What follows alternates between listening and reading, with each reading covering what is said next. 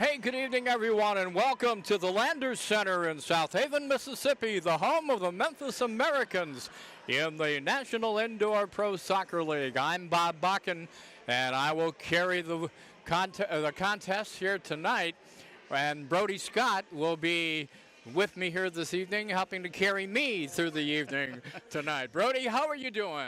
Doing really well, and sending thoughts and prayers to our Mississippi folks and everybody in the Mid-South who experienced all those storms. Hopefully not too much of a storm in DeSoto County as of right now. It's been a gorgeous day, and hopefully for the Memphis Americans, it continues soon. I know it's been fine. I'm originally from the Northwest, or actually from the Midwest.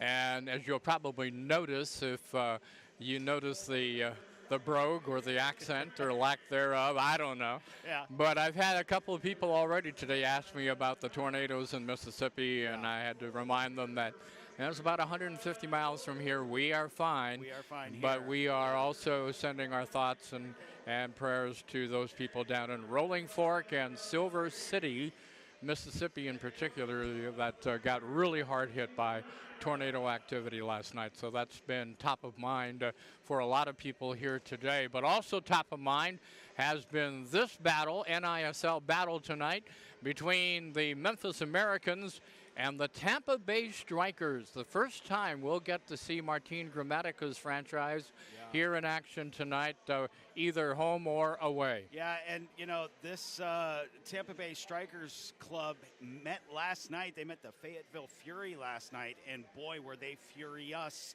I guess furiously trying to get that. Time will expire. They've been top exactly all what, year long. The number one seed, the division yeah, we'll see what happens. always with an air of inevitability to it. Now playing with that. The Memphis Americans, they home the championship.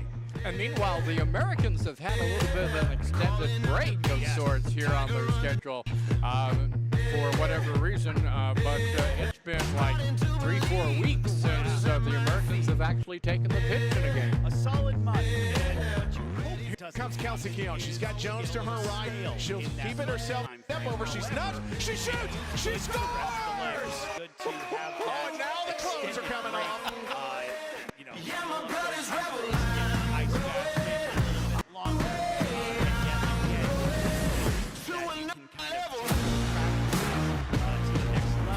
And I'm sure Well, as far as the standings are concerned, going into tonight's game, the Memphis Americans come in with a record of 4-1 on the season. And this is not, excuse me, I am looking all over around here. And Tampa Bay, is 3-3-0. The Americans are 4-1-0. They are in second place in the Women's League. And Tampa Bay comes in at 3-3-0 in fourth place in the league coming into tonight's action. Tampa Bay Strikers are that one-win streak. Like I said, Memphis Americans are on a one-loss streak, dropping to the Rapids in the last match here at the Landers Center. So wanting to get that bad taste out of their mouths, and I'm sure Angel Haley, as you see her run out onto the field right now, she wants a little redemption tonight. You bet. She was the league's goalkeeper of the year last year, and is well known in the local area here in the Mid-South, having played high school soccer at South Haven High School, then going on to Northwest Mississippi Community College and being stellar there before she went on to 2 years of college soccer, and then was picked up by the Americans here last season, and really has been a force to be reckoned with at the goal line. You know, and it'll be interesting what Corey Adamson dials up. If Tampa Bay takes on that Rapids approach, which was more defensive, we're going to buckle down and basically park the proverbial bus, then, you know, we'll see how we can break that ice for the to score, put some points on the board, you know? You bet. Well, tonight's officials are Wes Coette, Michael Carson, and Eric Phillips. The officials will be on the field in the booth running the clock for both of tonight's games. The officials are appointed by the National Indoor Soccer League and value and appreciate your respect at today's games. I want to remind you that we play tonight, but we also play tomorrow afternoon. We'll do it all over again here at 2 o'clock. So if you're in the local area and can come out and watch the game in person, love to have you. If not, be sure and pick us up right back here on the same channel tomorrow at 2 o'clock, and you may even have better announcers tomorrow. You get the Killer Bees squad tonight, though. That's right. Killer Bees. That's right. No, we're going to be fine. We're going to be fine. It'll be interesting what happens tonight. Of course, thank you to all of our great sponsors. So we'll get to all of them as we go on with tonight's broadcast. All right. And check out all the action on the YouTube channel, NISL Pro. League games streamed for free this season. The full league schedule can be found at nislpro.com. And you can also find results of all league games, players' stats, and all other National Indoor Soccer League news. You know, I was really excited when I found out in the offseason that Tampa Bay was going to become the new expansion team in this league. You know, Tampa Bay has such a great soccer tradition with the strikers, the old strikers, and the rowdies and everything. So to see that reincarnated here in this particular form is just great to see.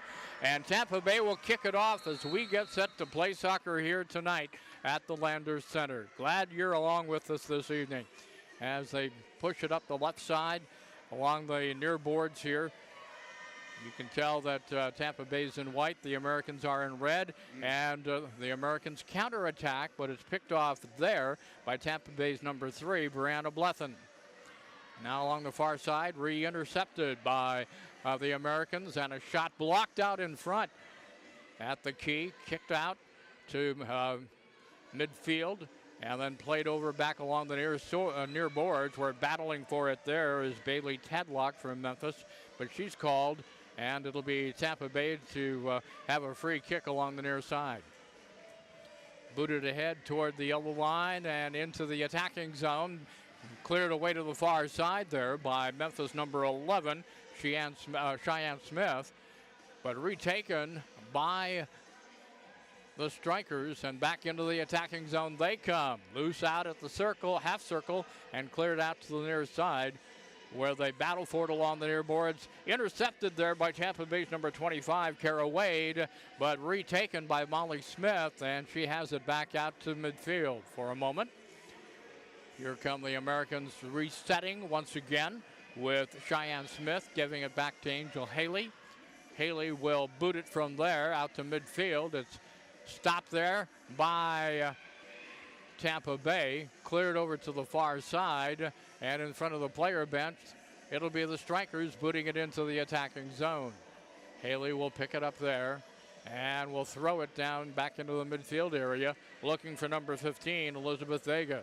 Along the near side, it's intercepted there by Tampa Bay's number 3, Blethen, and kicked back out and over the boards, out of play into row 5. You know, interesting to see the attack from Tampa Bay so early. We were used to seeing that 5 dice pattern that they've kind of showed last night continue on to today. It'll be interesting with this free kick. What does Memphis do? Do they go direct or do they go indirect? So they set up here now with the free kick.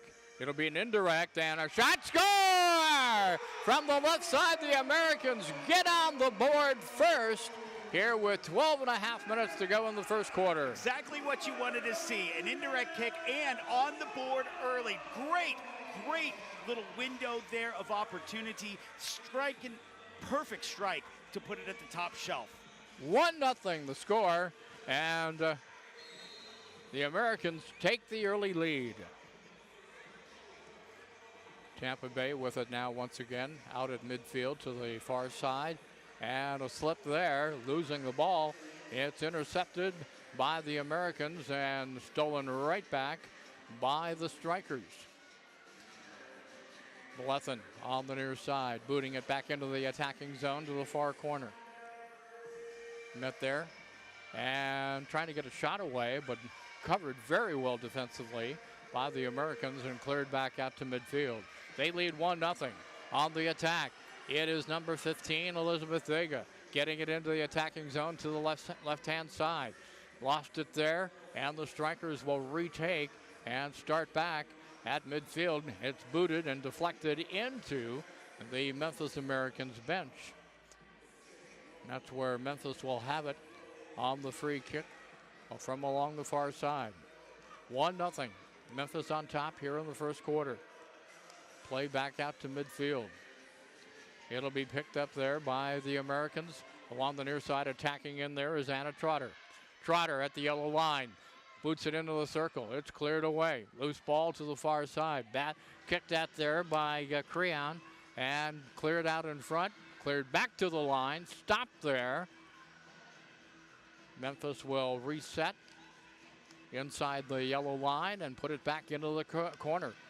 Along the near side, back out in front, and a shot is fanned on there by number 33, Molly Martin, trying to get a boot on it. Another try, and it's kicked away at the last moment by the Strikers' defense, saving the goalkeeper that time. That one smelled the goal line there. Boy, couldn't get any closer than that. Tampa Bay will get it as the ball goes back over the boards along the near side. 1-0 in favor of the Americans in the first quarter. You gotta like, if you're Corey Adamson right now, you've gotta like this attack, already putting shots on and saying, hey, we got this, no problem. Dickey will play it to the goalkeeper, and her pass back out is intercepted. A chance for Memphis, and a rolling ball is stopped. Did it go in? It looks like they're going to rule that it went in. It was right there at the goal line. Yeah, I think just past the chalk line there. Gonna deal That's with a some goal. burns. Yeah. That is a goal. It's 2-0 for the Americans. Waiting for the replay. Everybody is with bated breath. It comes at about 9.5 minutes left in the first quarter. It's already 2-0. Here we go. We can see the replay, and it just trickles to the line. What a bad vantage point. From our vantage point in the crow's nest here, I saw chalk. However, I also see through some rose-colored glasses. Daly Tadlock, I believe, is going to get credit with the goal there for Memphis to make it 2-0 here in the first quarter of play, and they come back on the attack with Vega at the center circle, and she tries to boot it in, but it's deflected over to the near boards. She's chasing it down. It's loose along the near side and cleared back out to midfield. That's where Tampa Bay will start the attack back the other way here with Kara Wade playing it over to the far boards. And with it now is Blethen across the yellow line, looking to get out in front, puts it in the box, and it's cleared away, back out to midfield. From there, it'll be taken by Dickey. Olivia Dickey playing it back into the attacking zone near the corner, but a trip there and a foul called against Memphis. We're lucky we didn't see a card or anything there, just a common foul. Looks like feet got tripped up there, so. Kayla Gray got tripped up there in the corner. Here's a kick, and went through Gray's legs, it looked like, and cleared away at the last moment by the Memphis defense. And Haley, bouncing ball in front of the players' bench, comes back out at midfield over to the near side. A couple of players going at it there. 2-0 in favor of Memphis, with Tampa Bay in possession of the ball at midfield, trying to come back in this one already. Here is Blethen across the yellow line. It's booted back out to midfield as they restart their offense. From the right side, shot in and gloved, caught there by Angel Haley. Haley will look to throw and lofts it downfield to midfield, where the Americans will pick it up there and start the attack back on the right side. Play across the yellow line, trying to play it out in front. It's cleared away by the Strikers. Back on the attack, they come the other way. Here in the first quarter of play, we're down to about 7 minutes to go. 2-0 in favor of Memphis. Loose ball and a foul here looks to be called, and the Strikers will have a free kick.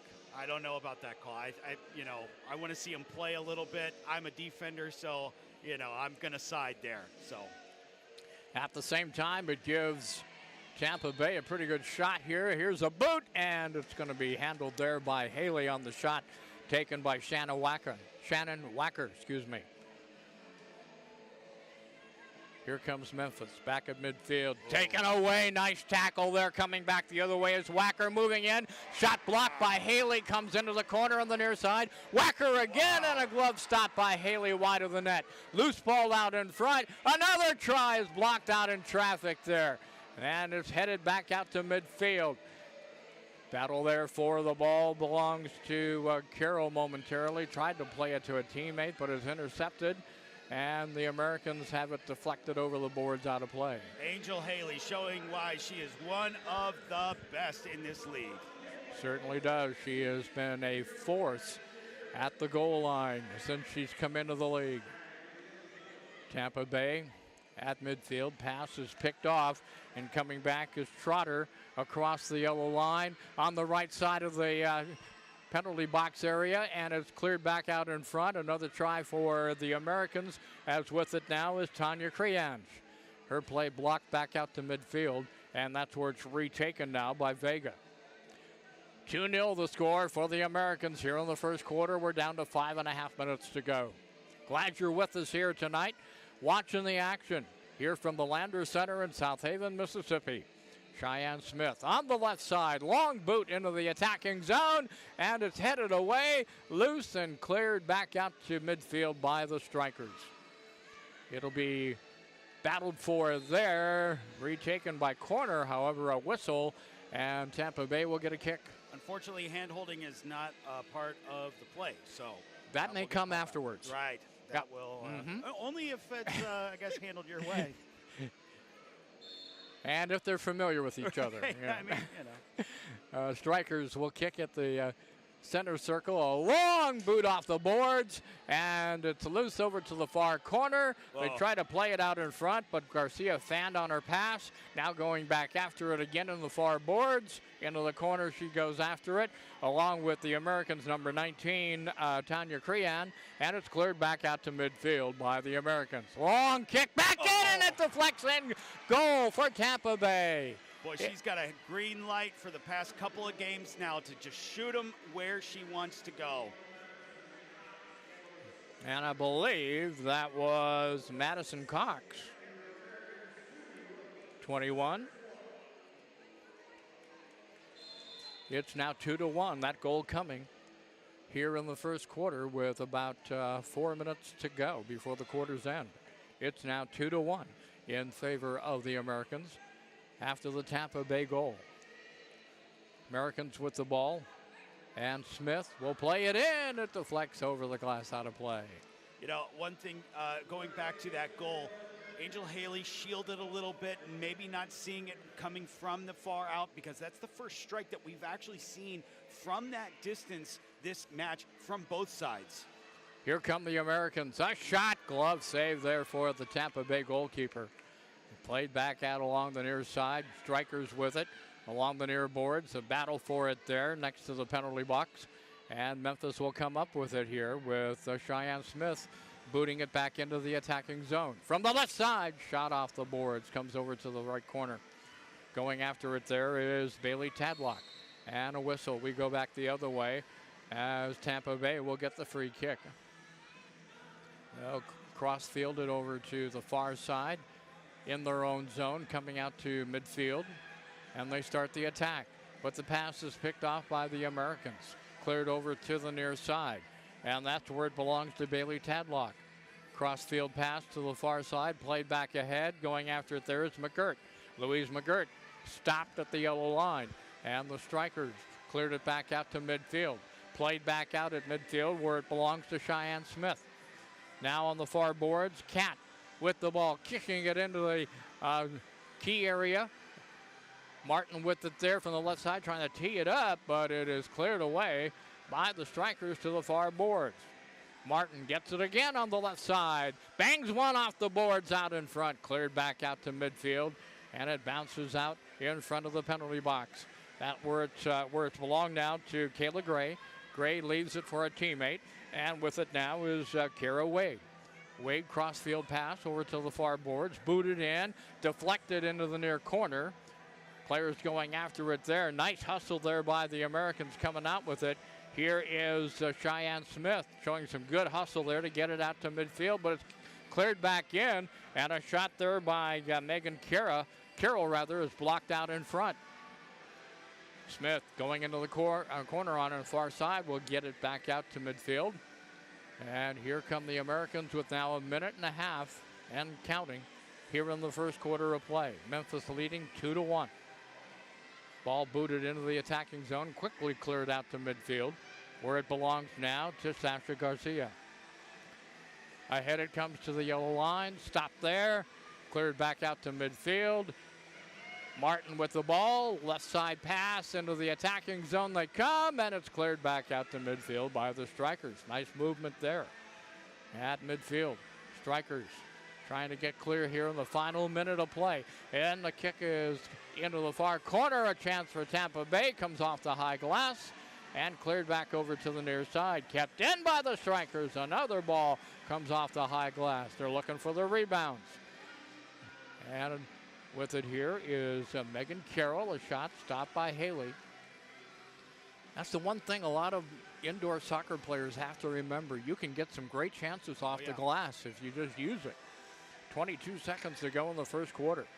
Here come the Americans on the right side into the attacking zone. Bailey Tadlock gets it across the line. Out in front with it here, trying to get a shot away is Odino Drawn, but had it blocked away, and it comes back out to midfield. Final seconds of the quarter as we come down here. 2-1, the horn sounds, and we played one with the Memphis Americans leading by a score of 2-1. You know, you've got to be happy with how you've come out of the gate if you're the Americans, but not too shabby from Tampa Bay, of course, stealing their goal to come within one. It'll be interesting what happens going into the second here. All right, you're listening and watching NISL Pro Soccer here on your channel tonight. And we've got a special sponsor here tonight for tonight's game. Thrivent Mutual Funds helps investors prepare for a more secure financial future. Their experienced fund managers provide convenient, flexible options to make investing easier. Thank you for Thrivent investing in the Americans tonight, and you'll be hearing more about them and from them throughout this particular evening. And I'll put in a plug. Tanya Crean of the Memphis Americans represents Thrivent, and she's done a great job with that particular company. Done a great job tonight as well. Yes, she has. Yes, she has. A great first quarter for the Americans. Coming back, Tampa Bay with a big goal there toward the end of the quarter, as Soraya Aruku has been tested, but has come up with some big plays as their goalkeeper tonight. Tampa Bay leading the shots total right now with 8. Memphis Americans, though, right there with 5. So, I mean, you know, both sides equal. As far as time of possession is concerned, I mean, you'd be safe to say 50-50 when it comes down to it, you know. So, the only difference, the major difference, is what's on the score sheet, and that is Memphis leading 2-1. I mean, if you're a Tampa fan, though, you're going to argue that little squeaker there. That's very close. Yeah. That would have been one of those you'd be going to the review camera, you know, and to check to see, did it go over, did it not go over? Yeah. But it was ruled over, and there's no review here on this, so it did go over. And I think, you know, when you look at shots on goal versus goals that were scored, Memphis did come out ahead there with the higher percentage. Sure.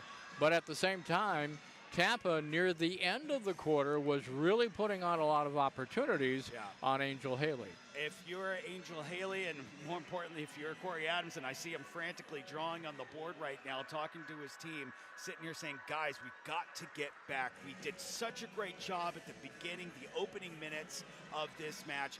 You got to get back. You got to give Angel some help, not shield her. And Angel's got to do a little bit better job, I think, of communicating with her team to sit there and say, guys, I can't see. You got to push it out for me. You know, for 75 years, James Pest Management has been serving its customers in Mississippi and Tennessee with the highest level of quality, friendly service. Their certified technicians, free same-day estimates, and customizable plans are ready to help your families and your businesses thrive without unwanted pests. Protecting what matters to you is the business that means the most to the local family-owned operated team at James Pest Management. And as our presenting sponsor for the Memphis Americans, they are a big part of the team's success, both on and off the field. So give them a call or visit them online. I got to meet the big guy tonight, you know. Yeah. That was Head quite the honcho. deal. Yeah. He's majority owner now here at the That's right. Americans. Signing our checks. Yes, I was going to say that. I said, hey, it's nice that you're signing my check here tonight when I leave. We'll No. give you a few plugs. No, but at the same time, I always enjoy this, you know. Yeah, as we were saying before the game tonight, I've done this a lot. I'm not afraid of the microphone. I'm really happy to be here tonight filling in. And we're underway with quarter number 2. Strikers trail the Americans 2-1. The Americans get it in the attacking zone. Martin trying to play it out in front, but it's blocked away nicely and cleared back out to midfield. Woo, nearly a trip there, but it's play on for the Americans. Coming out with it here on the far side is Tadlock, and a shot turned away by Oroku. Into the corner on the near side. Battle for the puck, or excuse me, battle for the ball with Molly Martin. You got to remember, I got a hockey background. You may hear that again before the night's over. I'm just saying. Forgiven. Yeah, ball loose in the penalty box, cleared back out. Over to the far side, and the Strikers have it there at midfield with Bluthen. Bluthen at midfield trying to attack. Oh, she was blocked there by a couple of Americans, and coming up with it is Cheyenne Smith. I mentioned going into the quarter here, you want to cut back, you want to get back as fast as possible, and here we are. Here come the Strikers trying to set it up on the left side. That's blocked away. Another try, however, and a save for Angel Haley on the attempt there by Tampa Bay's number 25, Kara Wade. Americans with the ball, starting the attack once again on the left side. Not Martin, rather, but it's Trotter across the yellow line momentarily, back out to midfield, and a battle for the ball at the line, along the near boards, and players going at it there pretty well, with Bluthen finally able to clear it back out to midfield. On the left-hand side, Strikers in the attacking zone, stopped at the line and retaken by the Americans. They'll go back. They go right to left across your radio dial. Of course, we're not on radio, but, you know, I had to say that. On the right-hand side, it's shot in to the attacking zone. A chance for Memphis out in front. In the key area to the left side, a boot comes off the glass over to the far corner. And it's cleared back out to the line, and it deflects back out to center ice. There I did it again. I went through one quarter doing pretty well. Yeah, now we're all over. Forget it. I'll explain Tampa Bay fans here in a little bit. Believe me, it's okay. It's okay. Across the line into the attacking zone. Back out to midfield. And that's where it's Trotter now, playing it over to the far side. Alexis Cat with it. Now over on the left boards, back out to Alexis Cat, but her pass is picked off. We come back the other way with Kayla Gray, and Haley with a big shot, and another ball comes back out off the boards and cleared away to the near side. Wow! What a save, Angel Haley. There's your their goalkeeper of the year type save as Martin comes back the other way at the top of the key. Now Martin again at the top of the key, posting up, you might say, playing it over to the right side, but in a battle there with Madison Cox, and she'll get it back to the Memphis line where Haley will have it there in possession. Haley, the long boot into the attacking zone, is knocked away by Oroku and cleared back out to midfield. You think Angel Haley's starting to feel herself a little bit, taking shots now, huh? There you go, Anna Trotter to the right wing. Over across the line, long boot blocked in traffic. Martin plays to the left corner. Going after it there is Tanya Crean. Cleared back out to midfield. Along the near boards, going after it is Kayla Gray. Gray into the attacking zone. Met there in the corner. She tries to get free and set something up here. Her team trailing 2-1 here in the second quarter of play. She'll play it back out to midfield. Long boot from there will come over the glass and out of play. You have to remember, Tampa Bay fans, I did minor and junior hockey for like about, well, I think Reagan was president when I first started. And in fact, I did 6 years minor league hockey here in the same building. Yeah. And so similar lines and everything. that's right. Instead of center ice, we're talking midfield. But we're going to get her down. Don't worry about it. You'll know what I'm saying if I do say it. Memphis clearing it all the way down across the far boards, the half boards, we would say in hockey. Into the crowd. They quickly toss it back out as a free kick here for Tampa Bay. Long boot for the line and then deflected into the Tampa Bay bench on the far side. 2-1, Americans lead.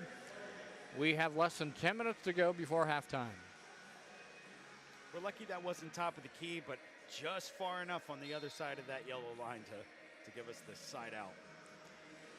Tampa Bay kick comes over to Madison Cox. She had it taken away. It comes loose out to the line and cleared back away by Oroku. Retaken by the Americans. Left-hand side midfield. Booted into the attacking zone. Cleared back to the line and out to midfield by the Strikers. That's where Kara Wade sets up on the attack here to Madison Cox. Back into the offensive zone. A chance for the Strikers into the penalty box area. A battle for the ball there. They're waving off no foul. Here's a shot. Comes off the near boards and cleared back to midfield. Tampa Bay trying to get something going here again, hoping for that tying goal. Thought there might have been a handball there, but the appeal was not taken by the officials. With it now is Olivia Dickey. She plays it ahead, but that pass is intercepted. We come back the other way, and Dickey gets it again. 2-1 score here. We have 8.5 to go in the first half of play. With it here is Cheyenne Smith getting it back out at midfield to Vega. Vega kicks it ahead. Martin back out to the right side. Cleared. Cross-field pass. And then kicked in by Odino Drawn. Out in front, here's Martin trying to get free. Martin sets up a pass on a shot. Another try, Martin. Both of them come off the end board quickly. And it's finally booted back out to midfield. And we get a whistle. Wow. Talk about shooting gallery. That cannot feel good. For Oroku. She was kind of wondering where everything was coming from. But she came up big that time, defending the line. Martin at midfield. Plays to the right side. It's booted into the attacking zone. Off the end boards. It is going to be cleared away by Tampa Bay. Back out to midfield. Here we come back on the counterattack. Strikers on the right side trying to get something going here. They trail 2-1 in the second quarter. And the ball comes over to the near side for Wacker. Back out and then kicked back in to the Memphis zone. Play off the end boards. Cleared away at the last moment off the shoulder of Alexis Cat. And she has it now at midfield. Oh. Through the legs of Martin to the left-hand side. Here's a chance, and a ball comes off the end glass and into the box and cleared back out from the top of the circle. Oh, what a... Retaken back out to midfield. Some good action here in the second quarter, but the proverbial red light has not gone on.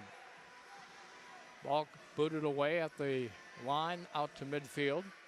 And a whistle here as falling to the field is Megan Carroll, and Memphis is called on that one. If you're a fan of goalkeeping, you have a great little display happening between Oroku and Angel Haley happening. Two monstrous saves. Exactly. And Oroku had come up big. She may not have touched the ball, but anything off the end glass like that, you got to be ready. I mean, right there. So we have a timeout on the field here, taken with 6:25 to go in the first half. And a 2-1 score, Memphis Americans on top. Committed to helping people find high-quality medicinal alternatives and improving their quality of life for everyone. Ounce of Hope, one of Memphis Americans' newest partners, Their aquaponics farm consistently delivers high-quality end product while minimizing environmental impact. Ounce of Hope wants you to be pure, be well. Tell Cam that you love the Americans and you thank them for their support. Right now, you're looking at shots as far as what's the tally now. Well, Tampa Bay is still leading 10-8. I don't think that you would argue that there's that stat is even remotely wrong. It just feels like, especially down here for Oroku, that boy, some of those just cannot get any closer. Angel Haley making just a fantastic one of those highlight reel saves. You just can't get any closer, Bob, and that's what you gotta love about this match today. That's right, and I will speak up for Oroku at the same time. Believe me, she may not have held the ball or touched the ball, but boy, Memphis really put on some shots that they could have very easily have rebounded into the net, but Oroku was ready in case they came her way. Now, as we come back to action, Tampa Bay will have the kick from the half line, and the long kick comes into the attacking zone, and it's headed back out to midfield by the Americans. On the near side with it here is Memphis number 17. Excuse me, wrong number.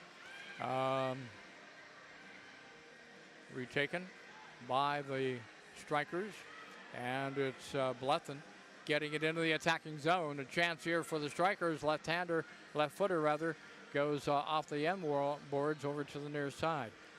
Back out, another try, goes wide on the shot taken by Kara Wade. Into the corner, a couple players battling for the ball. The Americans will clear back out to midfield. And that's where it'll be retaken by Dickey. Back into the offensive zone. That might have hit the corner of the post there. Another try off the boards comes to Angel Haley. Ooh. I'm telling you, if you're a fan of goalkeeping, tonight is your match. Exactly. Here's a long boot into the attacking zone and a chance for the Americans. Nice cover at the last moment there by Dickey. And the ball cleared over the glass, out of play. With 5:10 and counting here in the first half. 2-1. Americans with the lead. Strikers kicking it out to midfield. That's where the Americans will take it and start back on the attack. Booted into the Tampa Bay zone, into the corner. They battle for it there. It comes to Oroku, but we have a whistle on the play. And we've got a kick here in the corner coming up for the Americans. Played out in front and cleared back over toward Cheyenne Smith. Martin will play it back out. She lost the shoe. It comes out to midfield. And they start back into the attacking zone once again, but the Strikers will clear it back out to midfield. That's where chasing it down is Alexis Catt. Gets away from a defender, but lost the ball. Now has to go into a battle for it, along with Megan Carroll. Carroll steals, tries to get it out in front, but Catt comes back and takes it away, gives it to Haley, and Haley will loft it downfield back toward the Tampa Bay line. Strikers attack back at midfield, playing it over on the right wing side. Into the attacking zone they come, but it's cleared back out to midfield by the Americans and retaken by Brianna Blethen. Strikers restarting, regathering, back into the attacking zone they come again. Played back out to midfield along the far boards.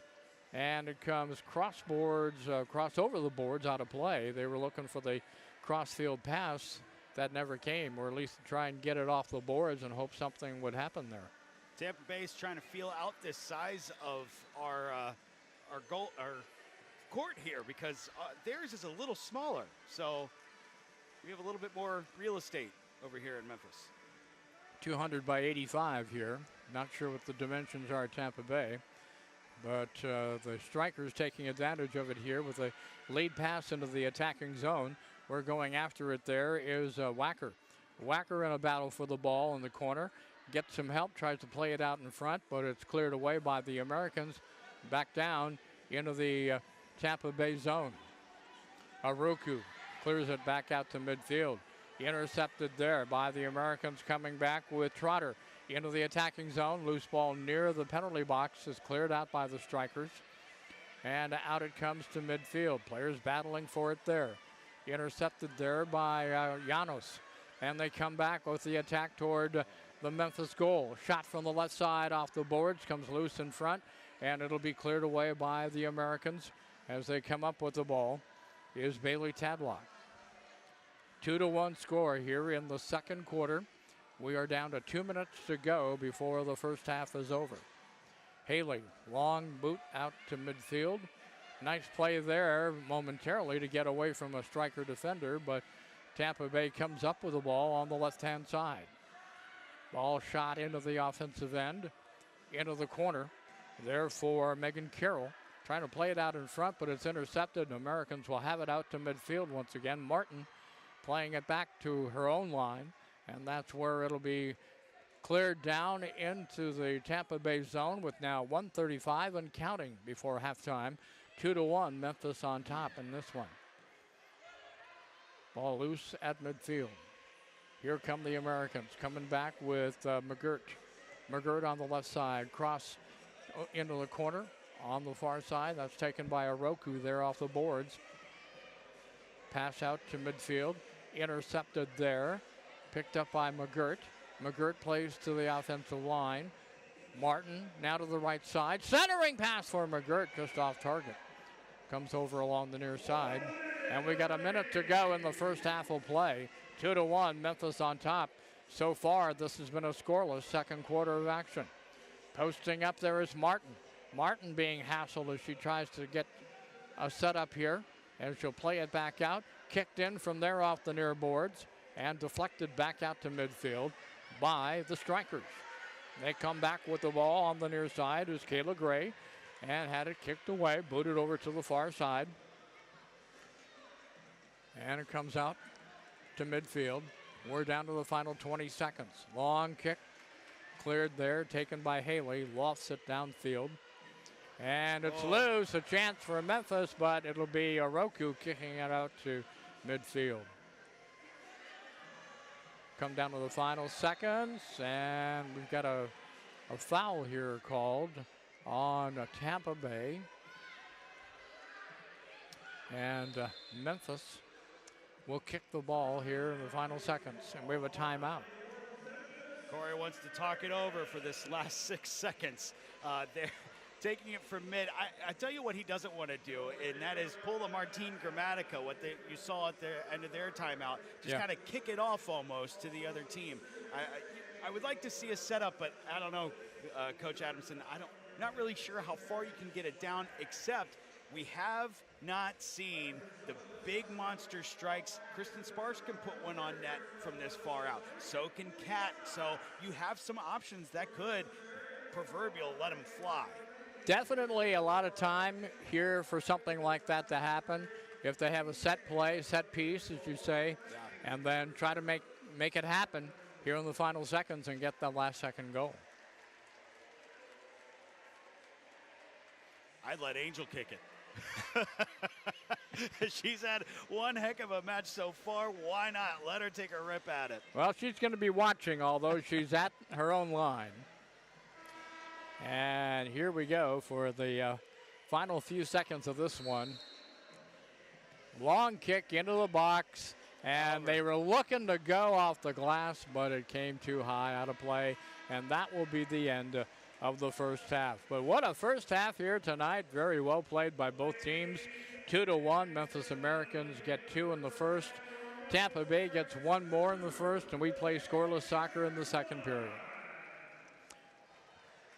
So that's what our first half's going to be, and we're going to take a break and then come back in a number of minutes with the second half. So just kind of keep it up and ready to go, because we'll come back, we promise. We'll be back here with NISL Pro Soccer here from the Landers Center in South Haven, Mississippi.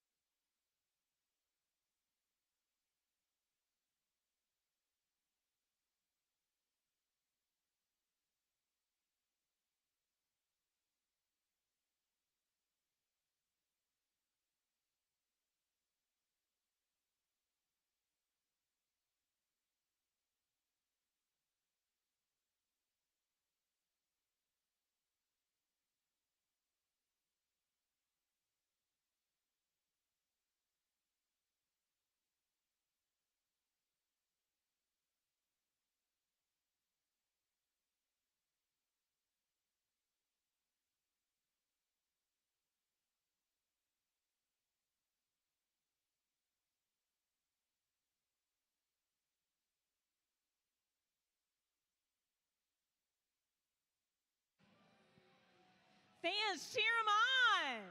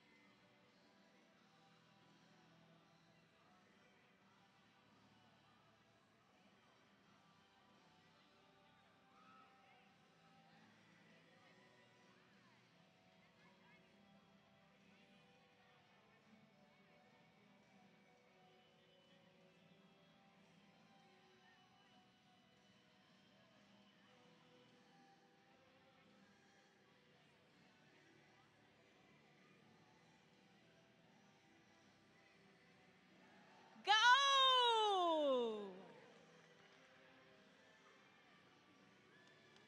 All right, we are 1-0. Fans, make some noise for these boys.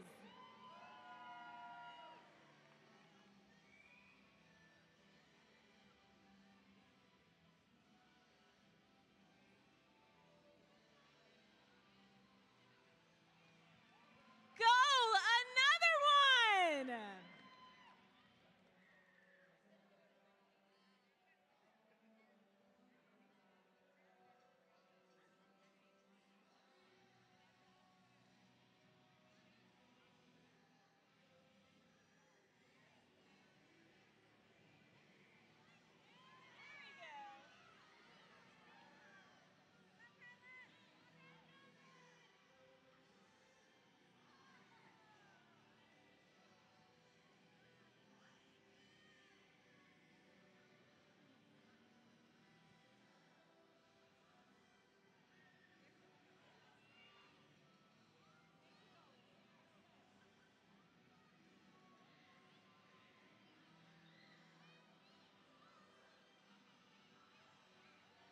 Another one, 3-0.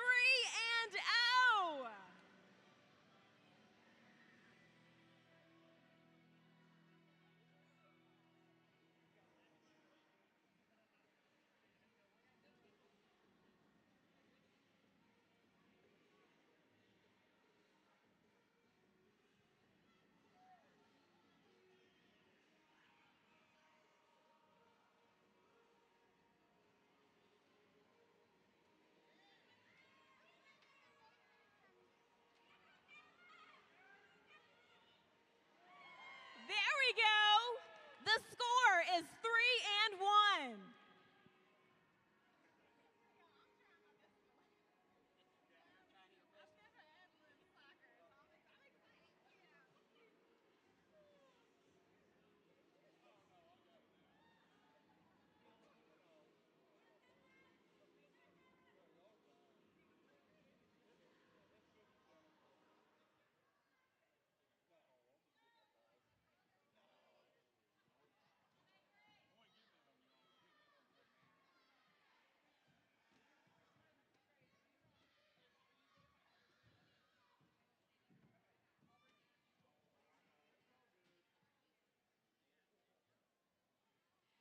Fans, make some noise.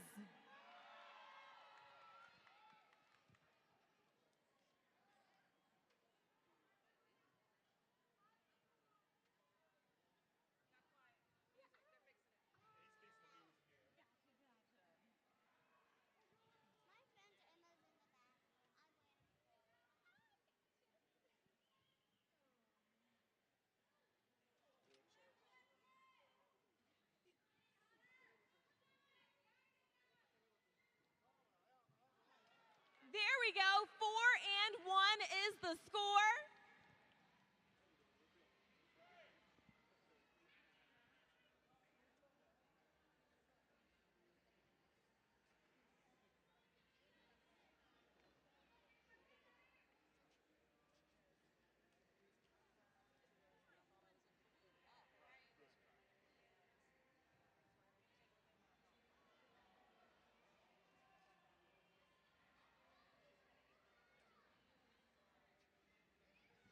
1 minute remaining.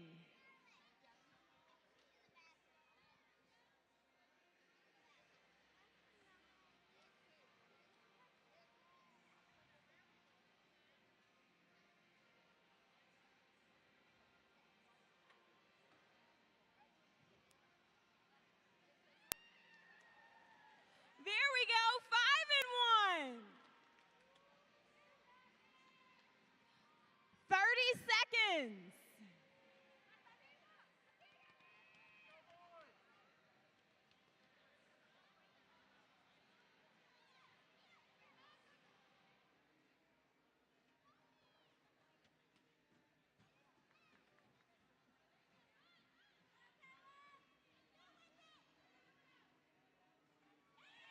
There we go, 5 and 2.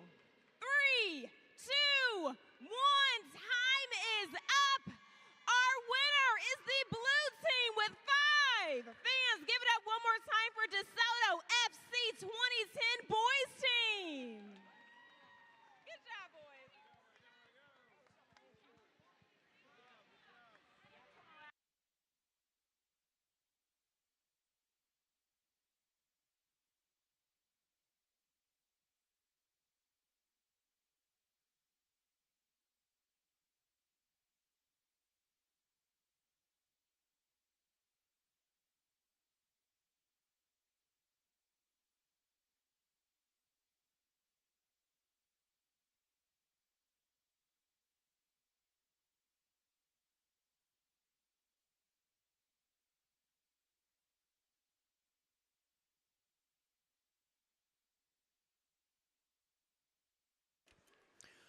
Hey, and welcome back, everyone. Bob Bach and Brody Scott here tonight from the Landers Center in South Haven, Mississippi. NISL Pro Indoor Soccer action for you tonight. Memphis Americans hold a 2-1 lead over the Tampa Bay Strikers here after one half of play. And Brody, as we've talked about, we've had a good first half. Goaltenders, goalkeepers have come up big. And that's been really the theme of the game, is the play of Oroku and Haley. Tampa Bay Strikers leading the goal shots tally at 12. Memphis Americans with 8, but only that first quarter saw any of the string music, as we'll say. 12:34 the time of the first goal, and 9:46 the time of the first goal, I should say. And then at 4:19 we saw just an amazing outside shot from Cox for Tampa Bay Strikers, just out of almost nowhere, seemingly out of nowhere. That was it. Had the screen thing going, just like anybody with the Tampa Bay Lightning might have had, Right, exactly. And here's the thing. I think both sides, what they're doing really well is getting back on defense. They're starting to feel that kind of resurgence. We haven't seen too many breakaways, or at least odd kind of strikes or anything from either side. And that's a credit, I think, to both sides in their ability to get back in that defensive mode. All right. Well, we've got action going on here tonight, but we also have the opportunity to share Faith and Family Night here this evening. And it's presented by Thrivent. And we have Jim Cogill, who is the market director for the South Central Advisor Group, joining us here this evening. He's the one that's helping to put the whole thing together here tonight. Jim, thanks for stopping by. How you doing tonight? Thanks for having me, Bob. Having a blast. This is just great. We love the atmosphere here. All right. As I mentioned, you represent Thrivent. And tell me a little bit about Thrivent. What exactly is Thrivent? Thrivent is an extremely unique faith-based financial planning firm. And so we do financial planning, investment management. We help people grow their money. We help people protect their money. We do insurance as well. And we're just a really unique organization in the financial services industry. All right. So beyond that, what makes Thrivent unique? Yeah, we're a membership organization of Christians, and we're actually the largest not-for-profit in the United States. So we actually, instead of having to pay corporate taxes, we get to take $300 million every year and put it into churches and charities, and our members help us do that. Well, I know one of your advisors is on the field most of the time here for the Memphis Americans. Tanya Crean is an advisor, and I've noticed, having to get to know her a little bit, that she's enjoying being able to do what she does for Thrivent. Yeah, she is fantastic, and she's so fun to watch in these games. I've got 3 daughters, and this is the 3rd game we've brought them to. And what I love about Tanya is her tenacity. Right, she gets after it, and you saw her earlier check the goalie up against the boards there. Yeah, she's fun to watch, and she's just a fantastic person, fantastic financial advisor on our team. Okay, and I'm sure she represents a good group of people who are in the Mid-South area helping to represent Thrivent. Absolutely, absolutely. Her office is in Olive Branch, and so she is very active here in DeSoto County, and does a fantastic job. So.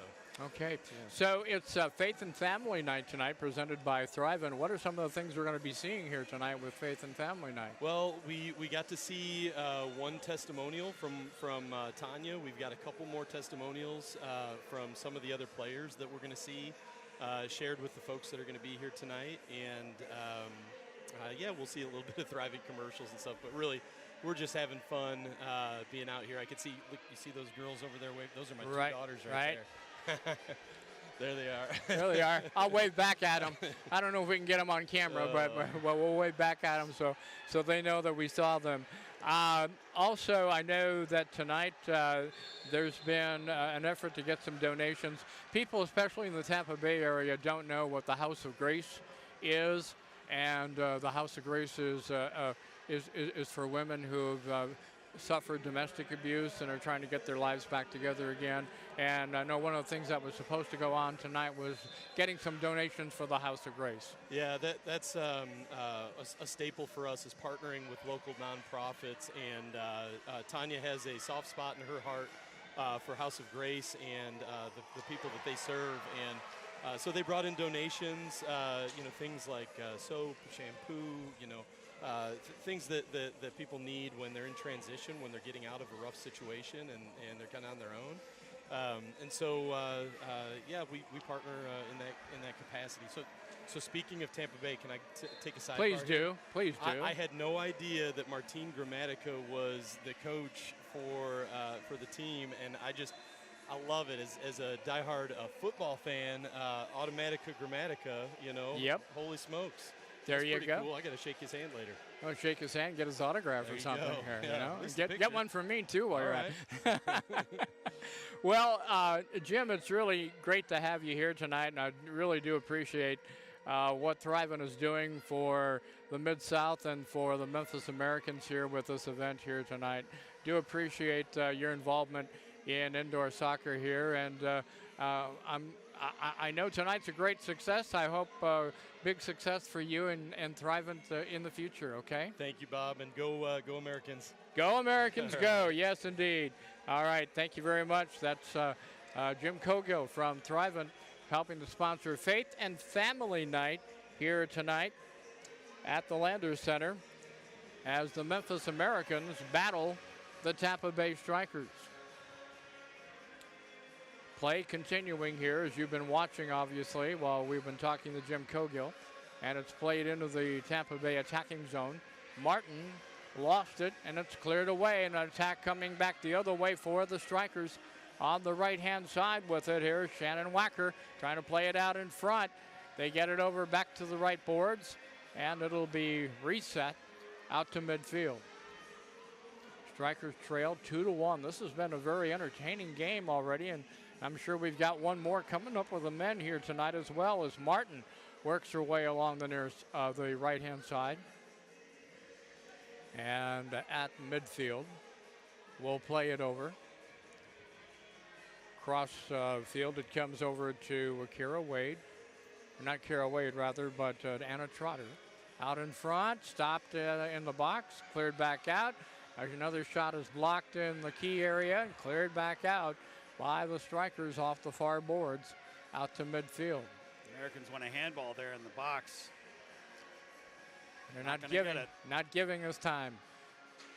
Cat with a long shot comes up the top of the end boards out of play. You know, just to recap what we've seen, just an amazing third quarter here. A breakaway from the strikers, and then another amazing save by Angel Haley. A restart at the top of the key for the Memphis Americans, not producing this time as we saw the first goal being scored in the match. Here comes another shot at Can. The kick goes deflected over the glass, out of play. Another opportunity there for the Americans. Another great save. I'm telling you, if you are a goalkeeper or a fan of saves, today is your day. Americans will restart from the corner. Ball kicked out, shot blocked in traffic, comes out to the line. That's where Kat has it. Her play is blocked there at the line, and she still has it, finally able to clear it out to midfield. And it'll be the Americans trying to restart. They'll play it back to Angel Haley, the goalkeeper. And she'll restart with a long boot toward the attacking zone. It's deflected over the boards, out of play.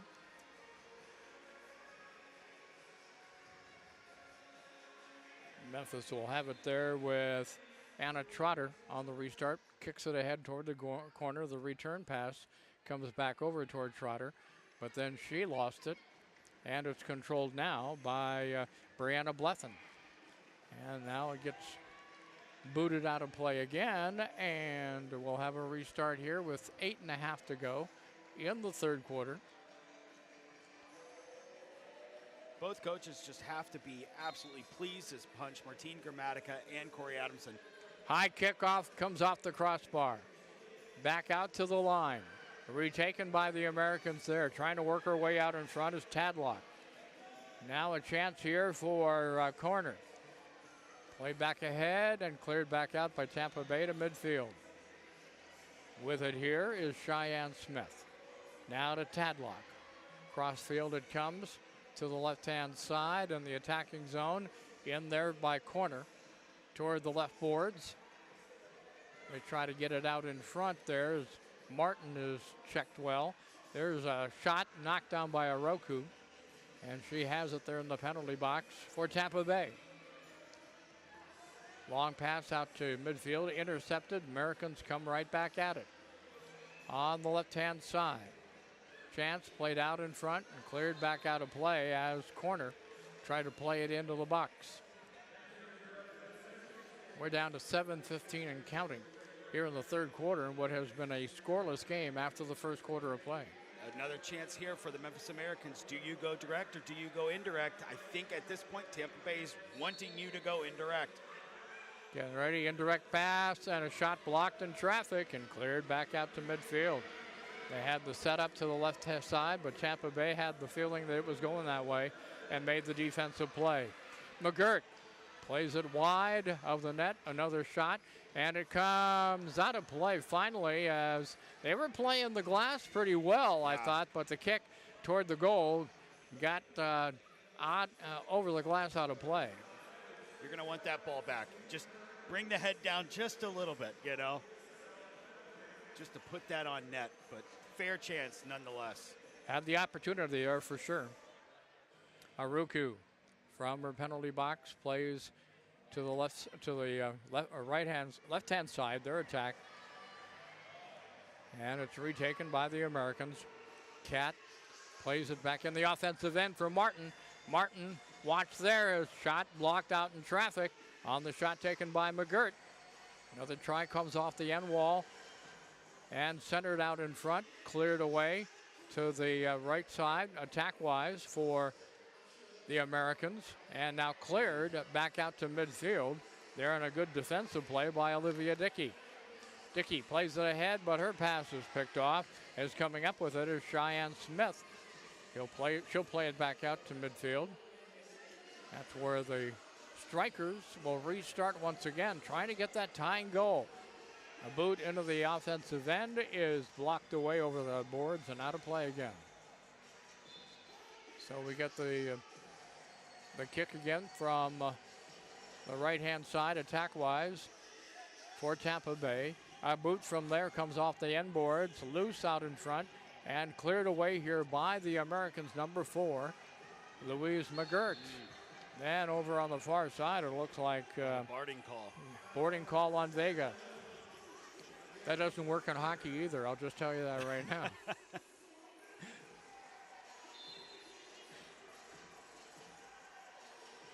So Memphis restarting on the attack to midfield. On the right-hand side, coming into the offensive end is Crean. Crean along the right boards. Comes back out to midfield with it still in possession. Now gives it up to Anna Trotter. Trotter boots it ahead into the attack zone. Shot from the right side and a header! Oh, close, still loose. Finally, Oroku comes up with it. She got enough of it, Wow. Brody, to be able to allow her defender to be able to cover for her on the play. Yeah, ask her to do it again. Go on. I'll wait. I don't think so. Midfield, Tampa Bay. Garcia on the attack, has a player with her. Ball comes into the corner on the right-hand side. Out front it comes. A shot blocked from the Americans there on the shot taken by the Strikers. Another opportunity for Garcia. Garcia lost it, comes out to midfield. Molly Martin there. Martin has a player ahead, but she'll continue possession and restart the attack at her own line. 2-1 score, third quarter. Americans with the ball, corner. To midfield, gets it back again. Corner does on the right side, playing it back ahead. Into the attack zone here for Odino. Goal! Drawn and she scores!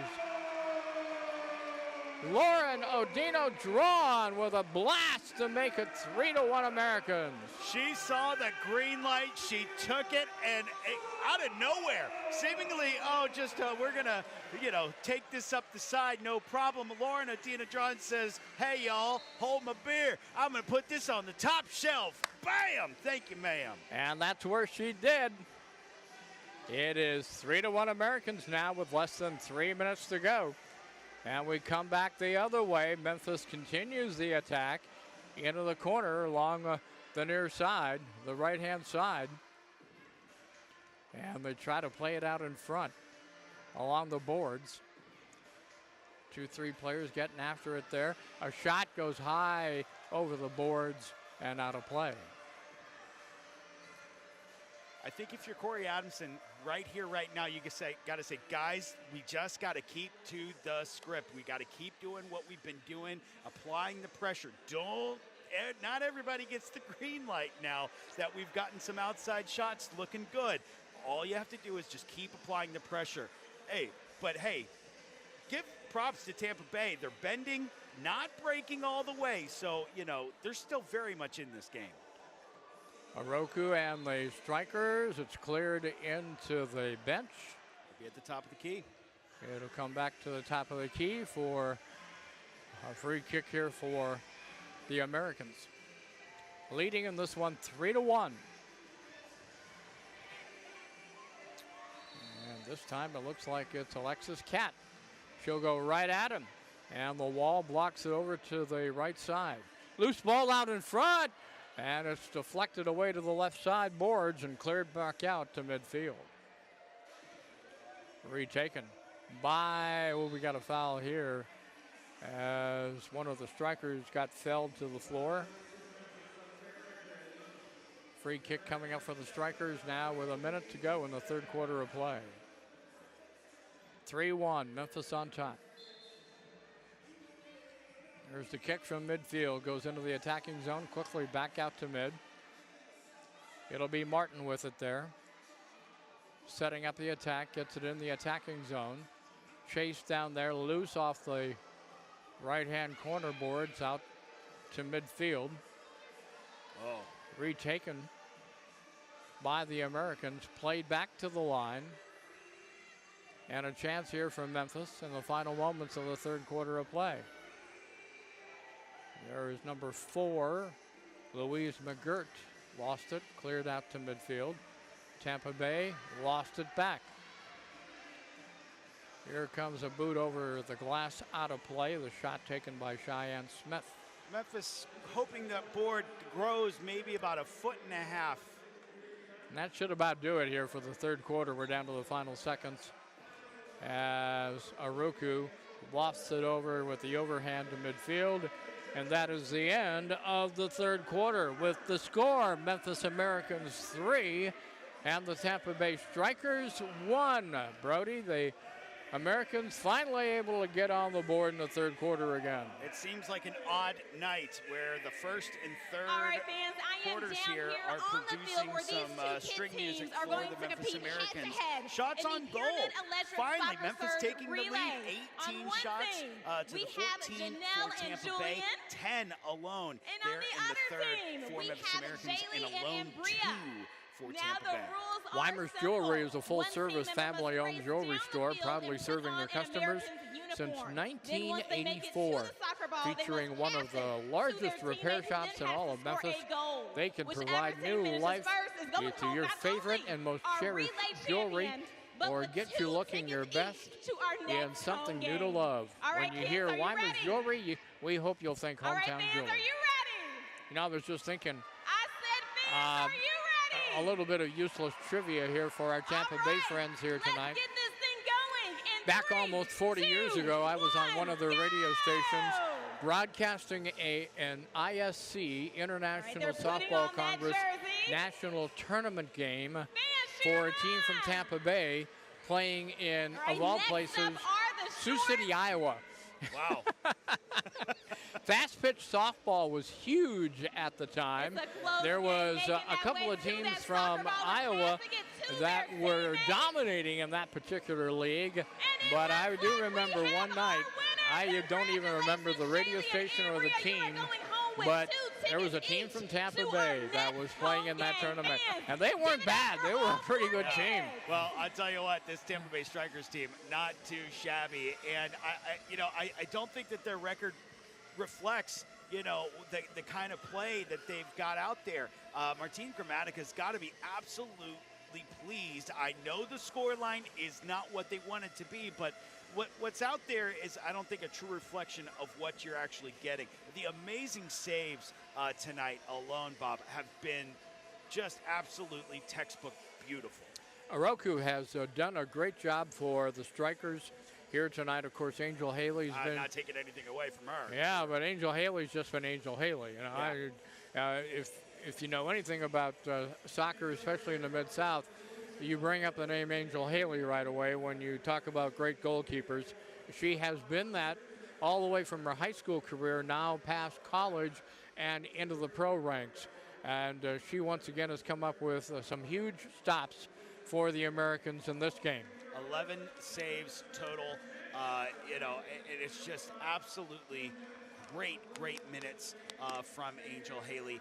Also, and listen, again, great chances, great looks from Tampa Bay. They've set them up beautifully. You've had some breakaways, in fact, 2 of them, and just absolutely great saves from Angel. Now, I think that continues here in the fourth. I do not think we see a repeat of what happened in the second here. I think in the fourth, you're going to see more attacking out of Tampa Bay. So I'm sure Corey Adamson is telling his crew right now, guys, you have to be resilient in the back. Give Angel all the support she needs. All right, here we go with quarter number 4. Glad you're with us here tonight from the Landers Center in South Haven, Mississippi for NISL Pro Indoor Soccer. And the Americans will have the ball to kick off the fourth quarter of play. They lead in this game 3-1. Martin tries to deflect it ahead, but it's intercepted. And the Strikers try to counterattack, but it's headed back out to mid. Now on the left-hand side across the line, played into the half circle and cleared back out to midfield. Back the other way is Kayla Gray. Gray being watched there along the near boards, and it's cleared back out. From there, it's booted back into the attack zone. Off the boards it comes, and cleared out to the far side. Now cleared into the stands. The seats out of play. They'll play it in. And for those of you watching, I have to excuse myself. I use near side, far side, and everything. And about after the first quarter, I remembered, oh yeah, the camera's They're on the other opposite side. end of the building. So just bear with me on that if you can. Here's a shot off the boards, off the restart. And a kick from the top of the key. Played over and then cleared back out to midfield. Tampa Bay trailing by 2. Dickey plays it in the attack zone for Carroll. Carroll lost it along the boards. It's back out to midfield.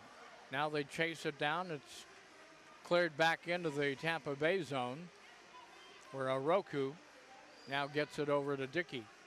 Dickey, it deflects into the attack zone of the Strikers, and that's where Angel Haley will control from the penalty box.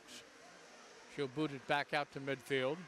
And on the attack is Bailey Tadlock. Now over to Crean. Crean into the key area. Played off. Oh, played off the end boards, and nearly a chance there for Kristen Sparks. She'll try it again off the high board glass and finally covered by Oroku. Couple of Twice, three times. Great opportunities there for Sparks that time. Quickly we come back the other way. Ball bounces to the boards and over the boards out of play for a restart for Tampa Bay. They trail by 2, 3-1. Women's game, men's game coming up next, so don't go away, whatever you do. From midfield, it's Molly Martin. Martin, long boot off the end boards, comes back out in front, cleared back out to midfield. Martin returns the favor back in the attack zone, and Oroku at first had misplayed the ball but recovered to get it, and then the Strikers get it back out to midfield. Retaken by the Americans. Back into the attack zone they come, into the corner, and the ball comes to Oroku. She'll fall to the turf to control the ball, and then gives it up as the Strikers come back the other way. Ball comes into the Memphis zone, and that's where Angel Haley will have it. And we're going back and forth quickly here in the fourth quarter of play with Molly Martin now from her own line. 3-1 the score. You always run this risk with having a short travel bench, but you're starting to see some of those Tampa Bay players cramping up a little bit. Not what you want right now, especially when you don't have your full roster. You got to gut it out here in the fourth quarter. Kayla Gray gets it across the line, but it's retaken by the Americans and cleared back to midfield. That's where the Americans will control, and it's booted in the attack zone and cleared back out with the header back out to midfield. Tampa Bay restarts quickly the other way. Long shot off the glass, comes out in front. Strikers trying to get clear as Blethen trying to make a play, but could not. And she gets the ball back, and she'll play it back to the line and cross, and a shot covered there by Haley. I don't think it was on target, but I don't think Angel Haley was going to let it go by and think it was going to be off target. Plus, you get to kill a little clock if, you kind of play around with the ball a little bit. Here we come back the other way, a chance for the Americans, and a shot by Martin is deflected away. Strikers with it now. Wacker being watched there and covered by Cat. Cat and Wacker battle for the ball. Martin comes in trying to help out, along with another striker along the boards. Here's a chance and a save there for Angel Haley. Nice chance, opportunity there for the Strikers. 3-1 your score here as we're down inside 10 minutes to go in the fourth quarter. Memphis with the ball. Long shot comes high into the screen, out of play over the glass. So got to protect that beautiful screen. The big screen. I saw that. Yeah. They took it out last year. Yeah. One of those boots last year took it out. So when I saw that thing go up this year, it's a big, beautiful video board. But the first thing I thought was, how are you going to protect that thing? Better put a net up. And they did. And they did. Tampa Bay playing it back into the Memphis zone. And a shot deflects away, taken by Llanos. Memphis will clear over the boards out of play into row 2. And that's where they'll put it back into action outside the yellow line. 3-1 our score. We've got 8:55 and counting. Ball booted off the corner glass and kicked back out to center, to midfield, where it's retaken by the Strikers. Kicked back ahead, intercepted by the Americans, and played back ahead at midfield, but intercepted again by Wacker. They control. They need 2 here in the fourth quarter. Time's running out as they trail 3-1.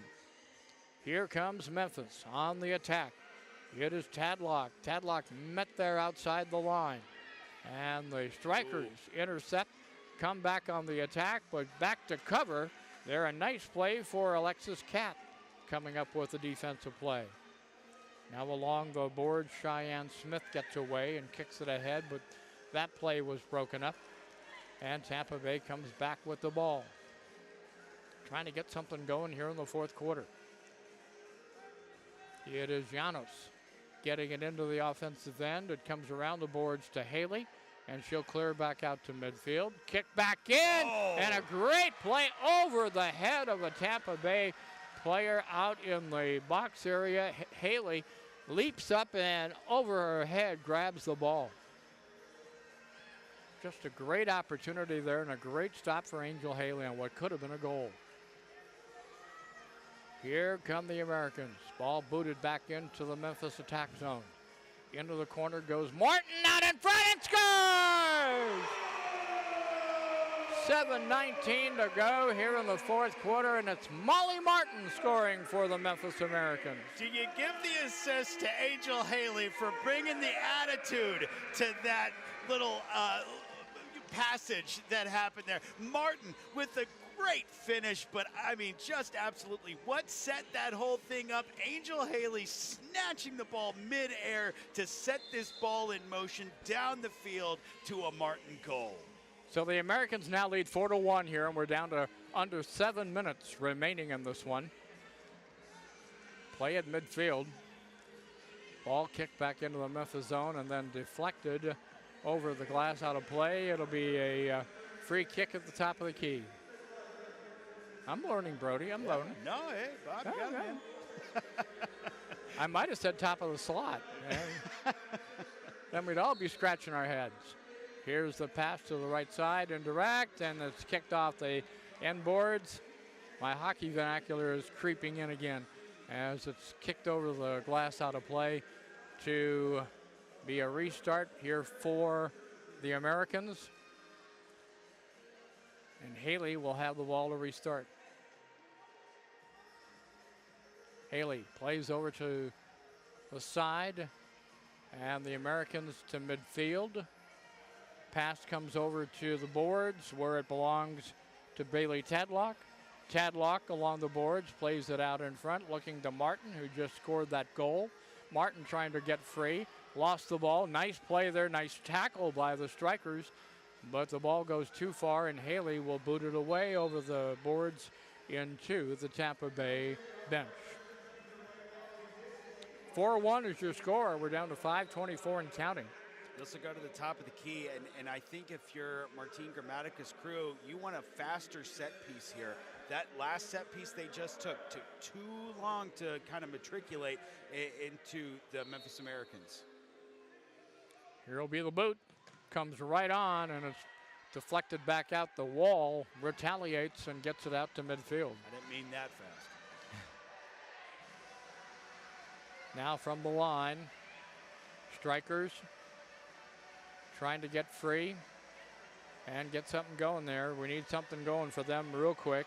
Megan Carroll lost it, cleared back out to midfield, and it bounces into the seats here. Row 5 this time. They did a little better. Last time it was row 2. Now this time it's row 5. Everybody gets a chance to play. Haley off the restart. Over to Kara Wade. Excuse me, not Wade, but rather Anna Trotter. Trotter plays it ahead to the line and cleared back out to midfield. Restart for the Strikers. Over on the side, trying to get free. Tripped up, foul called. Free kick coming up for Tampa Bay here with 4:08 left in the fourth quarter of play. And that's 8. They'll serve 2 minutes. So it's a 2-minute power play in that case. And trailing by 3, you wonder if Oroku is going to get cleared back up or actually. I mean, at this point, I want to push her up at least to midway, but I think it's a matter of seeing what this Memphis side does. If they plan on, pulling it all back, or maybe even going for that shorthanded. So the Americans are a player short. And Tampa Bay trying to get on the board here late. Ball deflects into the corner. And a shot from the right side off the glass. Played back over and cleared back into the crowd once again. Out of play. Now down inside, 4 minutes to go here in this one. Memphis 4, Tampa Bay 1. Quickly they come up into the attack on the right-hand side. Played into the box, cleared back out. Now to the right-hand side, a shot from there over the glass, out of play. Memphis ball with 3:28 left and counting here in the fourth quarter. Those fans over on the far side have, on the inside there, got to do a better job of getting that ball back into play here. It's a little bit of home cooking, trying to get the ball to slow down a little bit. No, I think they need to go to the athletic club and after this one for a couple of weeks.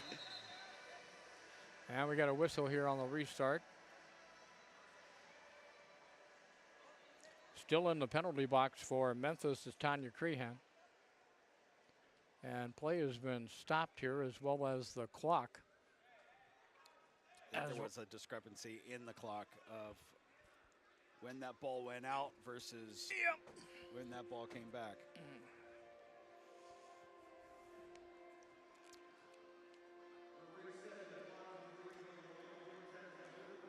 Hang with us here after this one's done. We've got a good men's game coming up. We had a player for Tampa Bay last night against Fayetteville get into double digits with goals. Yeah, well, I'm wondering about that. We'll talk more about that one, because that one last night for Tampa Bay got a little out of hand. You probably saw it. I did not. I did. I couldn't believe what I was seeing is where I was going. But I did see the statistics before the game, and I saw he had only played in 3 games. Yeah. And as a team, they've played in 6. And we're talking about Mr. Q. Yeah, wow. Great pickup for Tampa Bay men's squad. Oh, absolutely. Talking about Marana. Q Marana. And we've been told just call him Q. Just call him Q. Q is fine. Hey, when you score double digits in 3 games. You get to be called most anything you like. Yes, sir. Ball booted into the Tampa Bay zone. Strikers will start the attack again with still 3 minutes to go. Deflected off ahead into the corner boards. Loose there and off the end wall, and a shot goes over the glass, out of play again.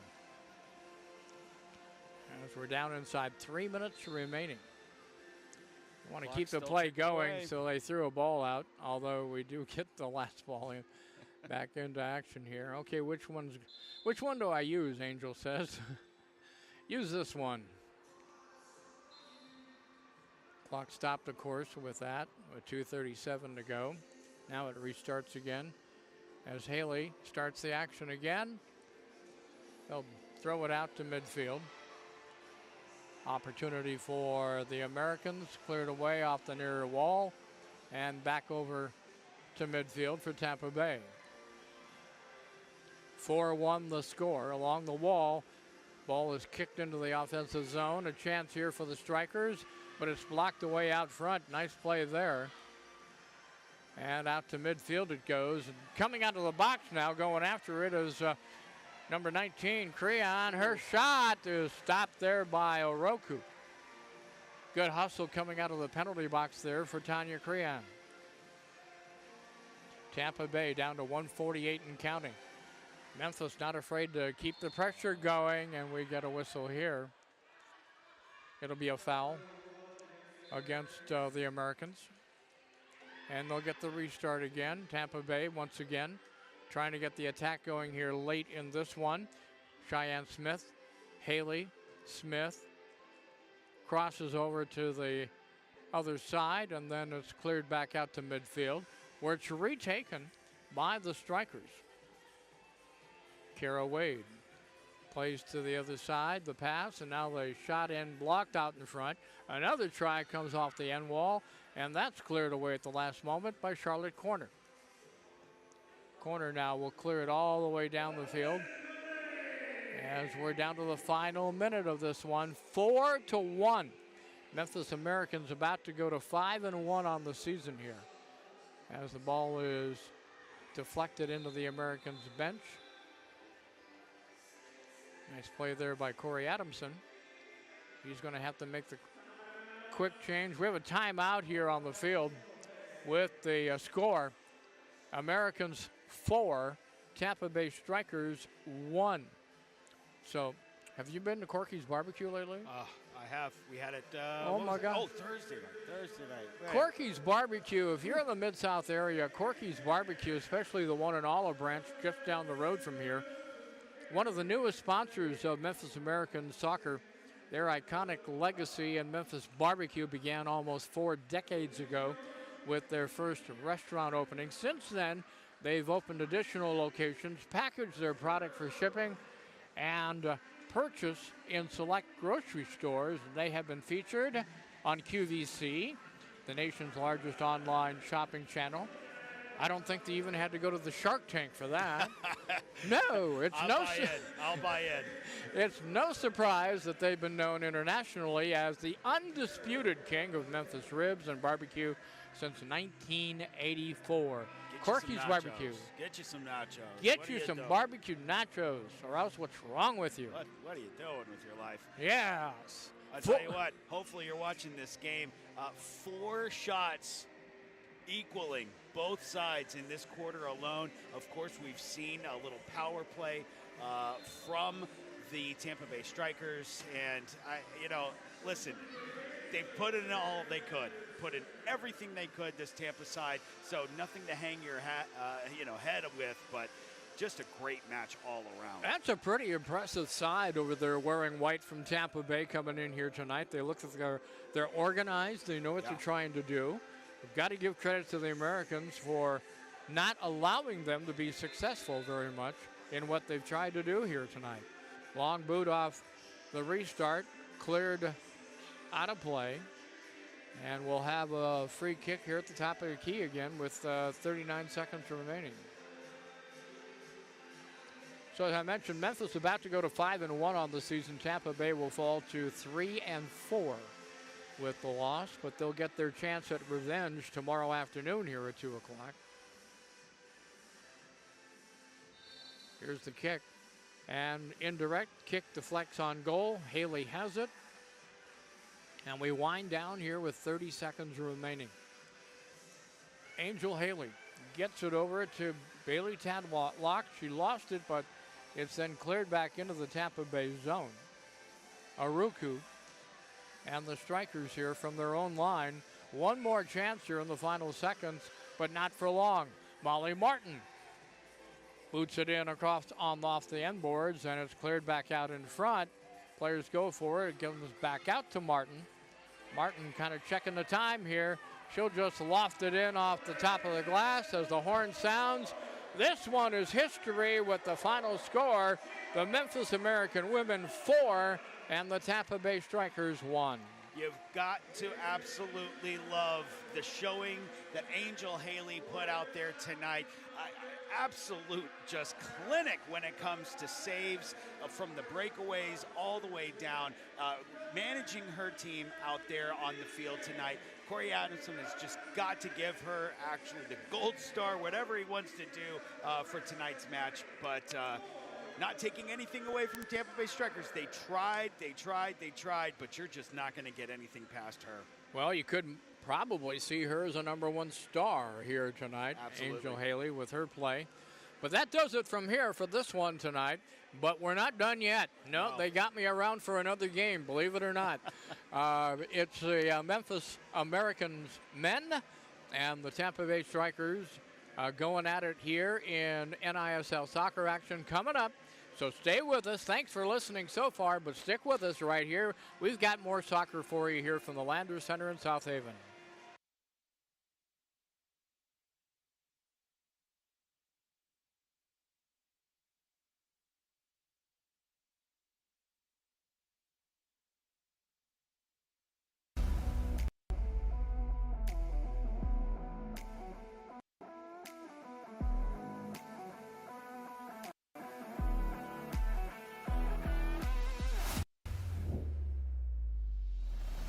You're about to enjoy one of the most iconic, award-winning barbecue meals in the country.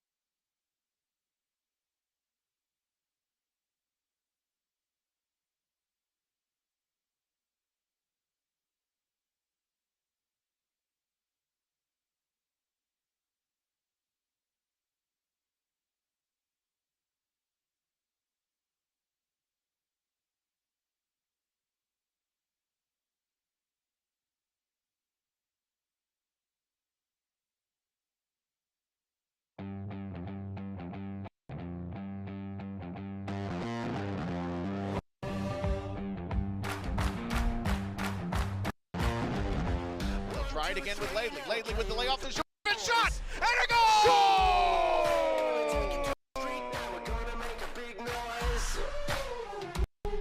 Gonna climb so high, now we're rising up.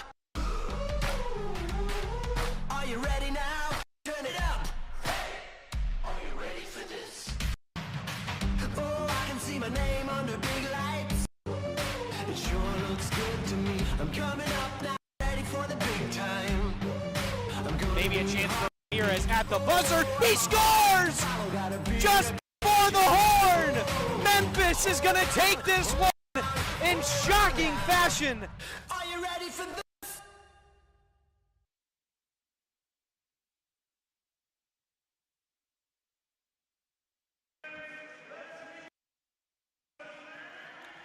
Well, hello there. Good evening. Welcome once again. NISL Pro Soccer on YouTube. Bob Bakken, along with Brody Scott, who thought better of a moment, but decided to come back and help me out again for another game. Oh, I wouldn't miss this one, Bob. This one's going to be interesting, we'll say the least.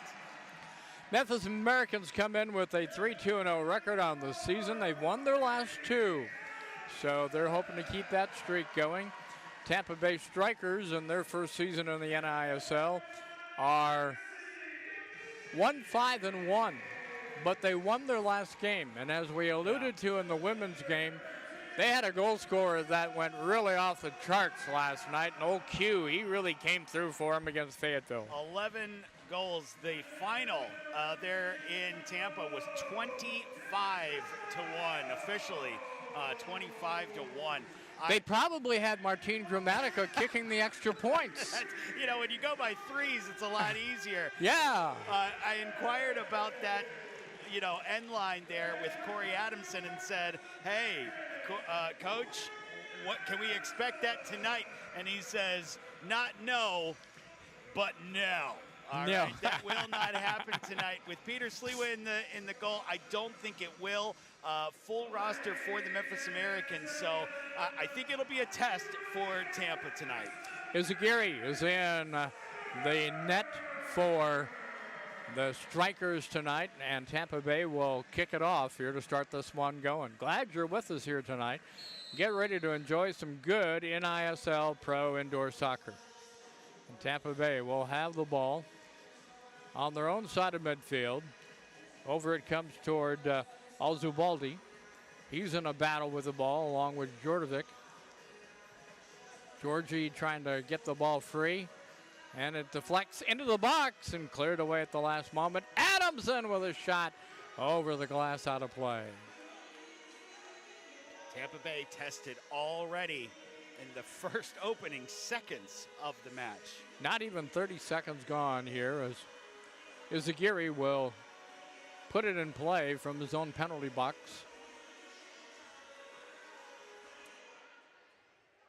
And he'll fake the roll and instead make the throw all the way out to midfield.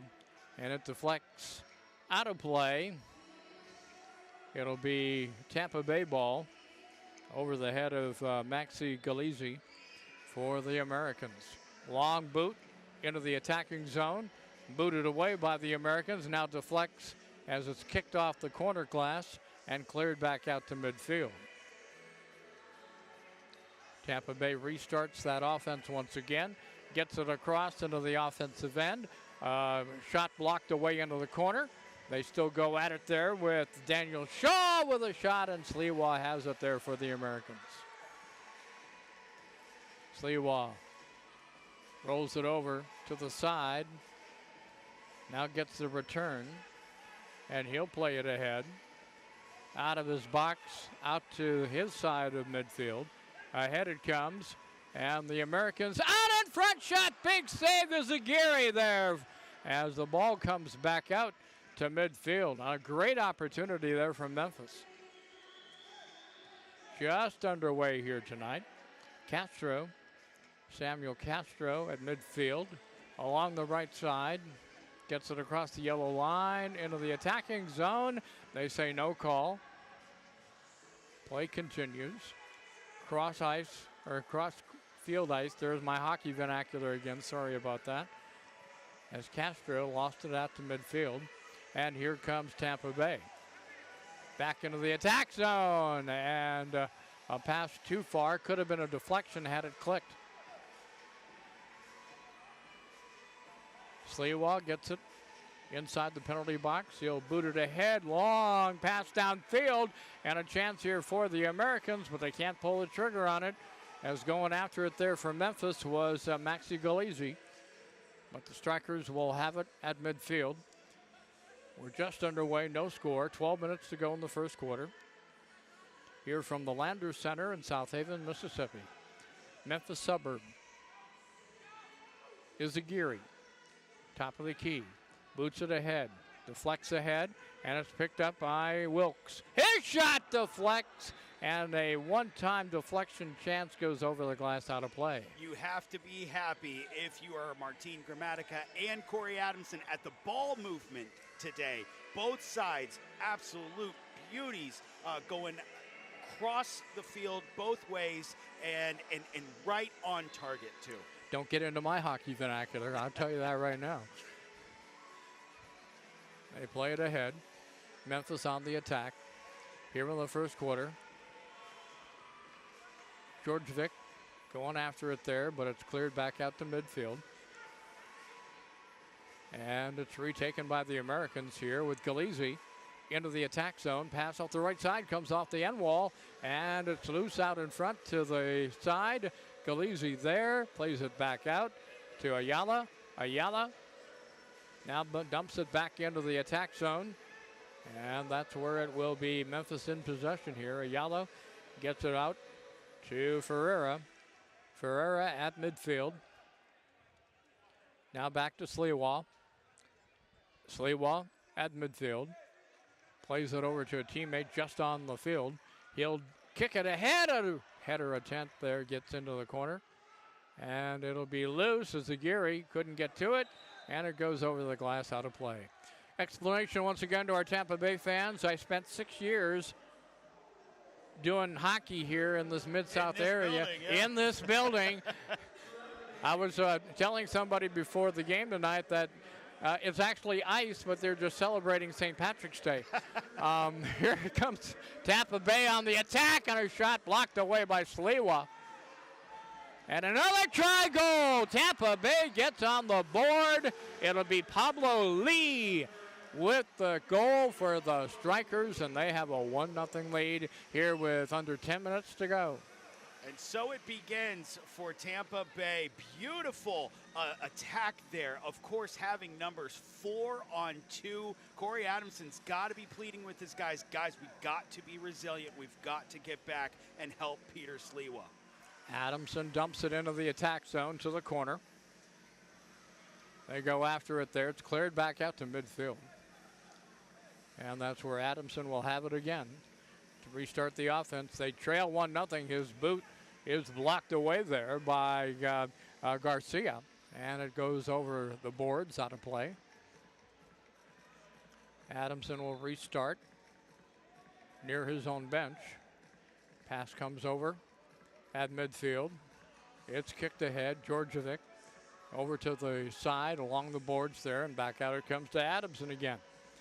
Americans being a very deliberate team right here, looking for that opening out in front. Ball comes out to Sliwa. Sliwa will play it. He's actually playing it like a defender or forward. Now cross field it comes to Adamson, back over to Sliwa. And he'll take the long boot, blocked away and out of play. Sliwa is actually playing ahead. They were trying to go extra man, almost like there was a penalty. There wasn't, but they were trying to get that extra man attacker going. Here's a chance for Memphis, and it's kicked away and cleared back out to midfield.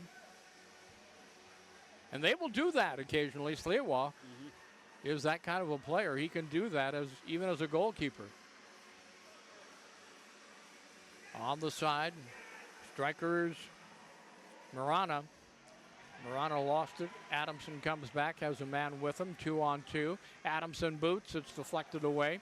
It comes over here to Galizzi. Galizzi puts it out in front, and that'll be cleared away by the strikers. Galizzi gets it back again, going in, looking for an opening, but it comes to Zagiri, and he'll cover up and make the stop. Just picked his pocket there. Long pass comes over to the boards, and is played ahead, booted back away, and bounces into the stands here for a restart with 7:25 to go in the first quarter.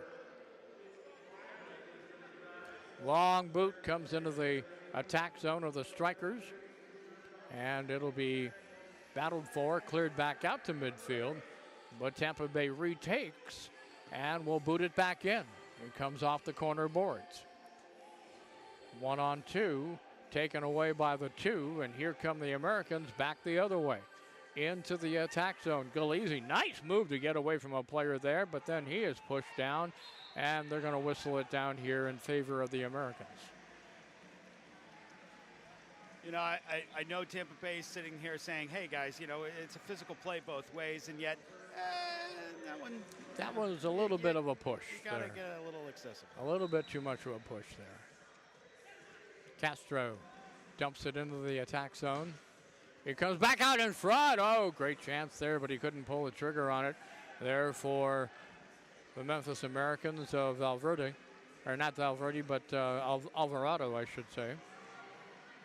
Here's a play out in front. Deflection, goal scored. And with the goal for Memphis to tie it up, that makes it 1-1 here with first quarter continuing here. Talk about right place, right time. Just an absolute beautiful, you know, just kind of, hey, I'm sitting here. I'm right here. Just pass it to me. Just tap it in. And that's exactly what goes down. So it's 1-1 here in the first quarter of play. Sliwa in his own zone. Gets the return pass. And he'll start up again for the Americans. Long boot into the attack zone. And to the corner. Players go after it there. Galizzi being pushed around a little bit, but able to get away. Americans restarting out to midfield. Here in the first quarter, down to 5 minutes remaining. Sliwa, very mobile goalkeeper. Now it's dumped ahead in the attack zone. Along the boards, players going at it there. Kicked away by the strikers. Strikers come back the other way on the attack. And a long kick comes off the end boards and then is cleared back out across the line.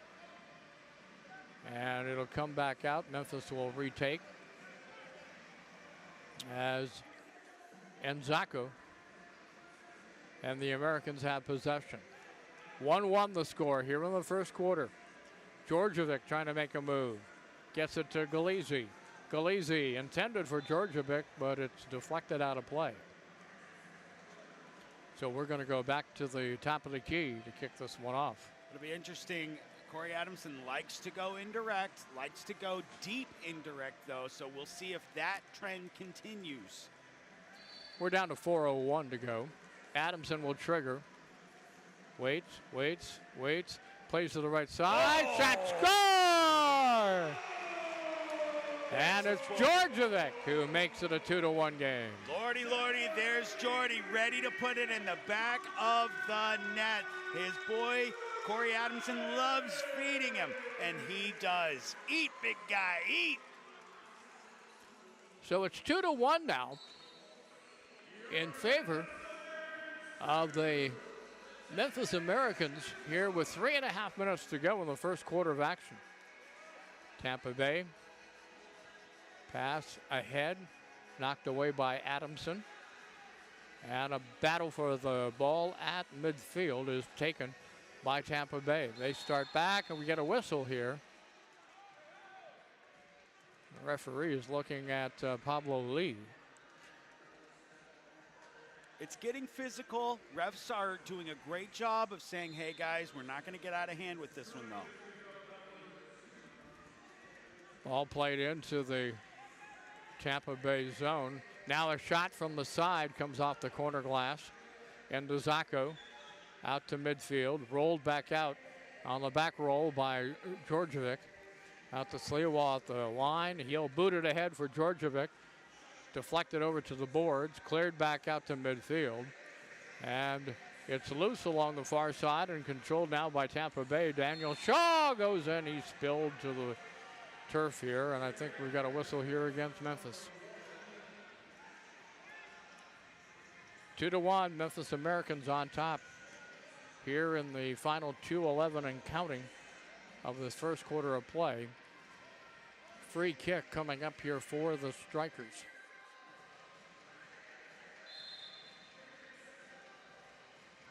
Played back out in front. Off the restart. Pass into the attack zone is deflected away. Comes back to Zacco, and boy, what a boot that time for Zacco to make it now 3-1 for the Americans. Well, Zacco knows how to take a breakaway kick. Absolute capital with the exclamation dance in the corner. I love it, Zacco. Keep it up. Boy, Memphis Americans are feeling it right now. Tampa Bay has to kind of recenter themselves a little bit. See it looking over at the bench, and Martin Gramatica saying, guys, let's get back into this game one step at a time. They get it back into the attack zone. On the left-hand side, here is Marana. Lost it. Out to midfield. 1 minute left in the first quarter. And the ball played ahead. Strikers trying to get something going, but it's blocked away at the last moment by number 21, Alvarado. Ball played into the Memphis bench, and that's where we'll have the free kick. The restart with 40 seconds remaining in the first quarter. Here come the Strikers. Played off the wall into the attack zone and cleared back out by the Americans, down into the Tampa Bay zone. Deflects and loose out in front. A chance for Memphis here if they can pull the trigger. Out in front it comes. Berg's shot is just wide of the net. He gets it back again. He already has a goal here tonight and was looking for two right there. Adamson at the yellow line. Being watched by a couple of Strikers. Into the corner. Looks to center. And it's cleared away here as the first quarter ends. First quarter is over with the score. Americans 3, Strikers 1. Wow, we saw fireworks in the women's match in the first quarter. We've seen absolute explosions here in the men's. Very physical. We'll see if that physicality continues in the second. But boy, oh boy, I think if you're Martin Gramatica and Corey Adamson, you have to be pleased with how it's going tonight. All right. Going to take a quick break here with the score, 3-1 Americans, and then we'll be back with the second quarter. In our experience, money decisions are as much heart as they are head, and a good financial plan listens to both. For over 100 years, Thrive has helped clients with advice, investments, insurance, banking, and generosity, so they can live a life that's full as well as fulfilling. Let's go beyond the numbers and have a heart about your finances. See how your money can do more.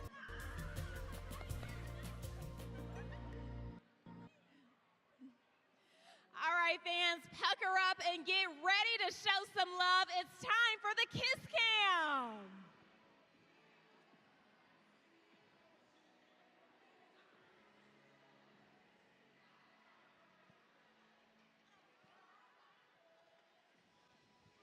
You're on the Kiss Cam.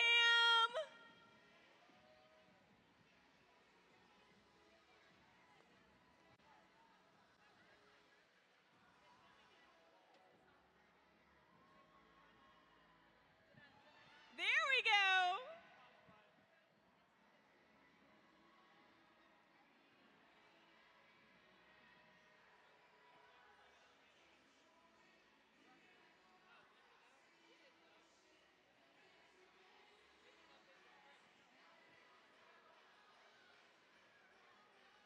I can feel the love.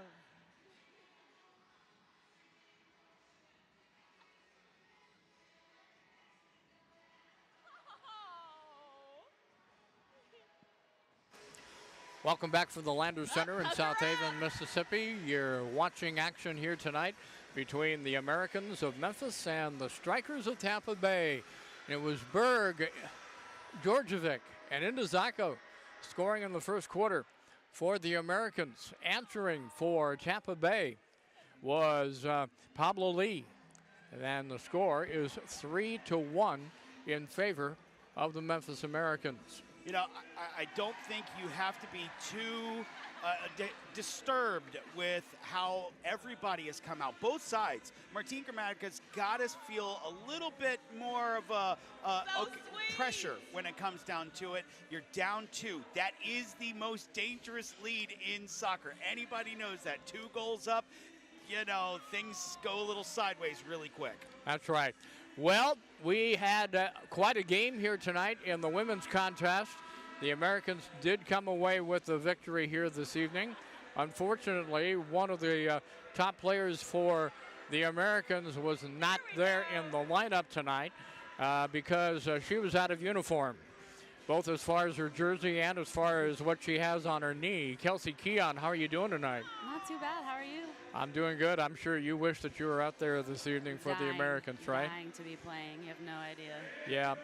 So catch us up to date. What's going on with your left knee? So I tore my patellar tendon when we were playing Fayetteville in February.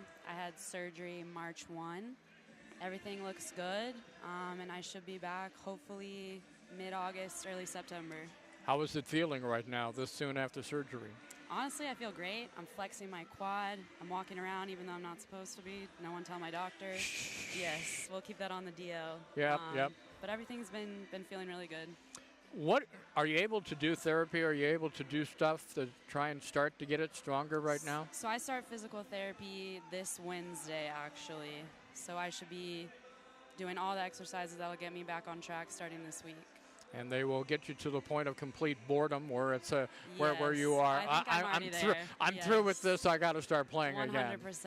Every time I go to the doctor, I'm like, this is going to be the day he's going to tell me I can get back on the field. So far, it hasn't not been the case. So how is it? Had you played both seasons here? Yes, this is my second season. Yep. How has it been playing indoor soccer? Oh my gosh, I am built to play indoor soccer. I mean, I've obviously played outdoor my entire life. Once this league came to Memphis, I mean, I'm small, I'm fast, I'm scrappy, so this is my game right here. Okay, tell me a little bit about your background too, coming here to Memphis. Where did you play collegiately before that kind of thing? Right, so I am from Atlanta, Georgia. I came here to play college in 2011. Didn't really go how I wanted it to go, but I ended up staying here in Memphis after trying to make it over in England. And man, we had the WPSL come here, the Lobos, so I was able to play soccer. And then out of nowhere, the NISL comes around, and I was ready. Were you able to play any outdoor in England? Mm-hmm. Yeah. What was that like? Oh my gosh, man, that was a dream. That I wish I could have made, like a long-term thing. But the game over there is growing so much. Even since I was over there, oh man, that was close. He wanted that one. We're watching the action, and Corey Adamson almost had himself a bang play there. Inches, but yeah, England was a great experience. Is the women's game as popular as the men's game over in England? It's growing. It's growing a lot. I would say it's a little behind the U.S. in like popularity, attendance in games and stuff like that. But man, the game has grown so much over there. It's amazing to see now. I mean, the England women just won the Euro over there. Right. That was huge for them. Beat the men to it. So I love that. Yep. Famous, your most popular American women's player. What do you mean? Oh my gosh. We got a goal. There's Corey Adamson just scored to make it now 4-1 Memphis Americans. You can't put that guy in the corner on his left foot. What are you thinking? Bangers only. So Adamson gets on the scoreboard to make it now 4-1 Memphis Americans on top here with under 12 minutes remaining in the second quarter of play. But getting back again, your favorite American women's soccer player would be who? Oh my God, Angel Haley, #1 with a bullet. She's the best. Okay. Yeah. All right. As far as the U.S. game, Olympic, pro, whatever, who would it be? The one you might want to look up to? Oh, man, I always looked up to Carly Lloyd growing up. I know she just retired. Some of the new girls coming up are just out of this world. Rose Lavelle, Emily Sonnet, she's also from Atlanta. Just absolute, like, class players. Love watching them play. Okay, and then how about the soccer game growing here in the Mid-South? You know, we have high school, we have the community college game going. Angel is a product of community college as well. I'm pretty sure she's the mayor of South Haven at this point. I think we're working, they're definitely working on that. But the soccer game is growing here. It's becoming more popular. The South Haven Soccer Complex, 100%. huge, big. So the game is really growing here in this area. I love to see it. I think Memphis, I'm from oh, that was close. Another chance there for Georgievic. Ooh, what do we got? And we got a card. A blue card? Blue card, it looks like. Oh, boy. Against the goalkeeper, it looks like. Izagiri. Izagiri getting a blue card. And you know better than I don't. That means He'll get to stay on. They'll have to send someone else into the box. For some time. Oh, he's going to come out. They're telling him, no, you got to get in there. So yeah. We're going to have a penalty kick here coming up. I mean, if I saw Corey about to take a penalty kick, I would want to get off the field as well. I'm not going to lie. How is he for a coach?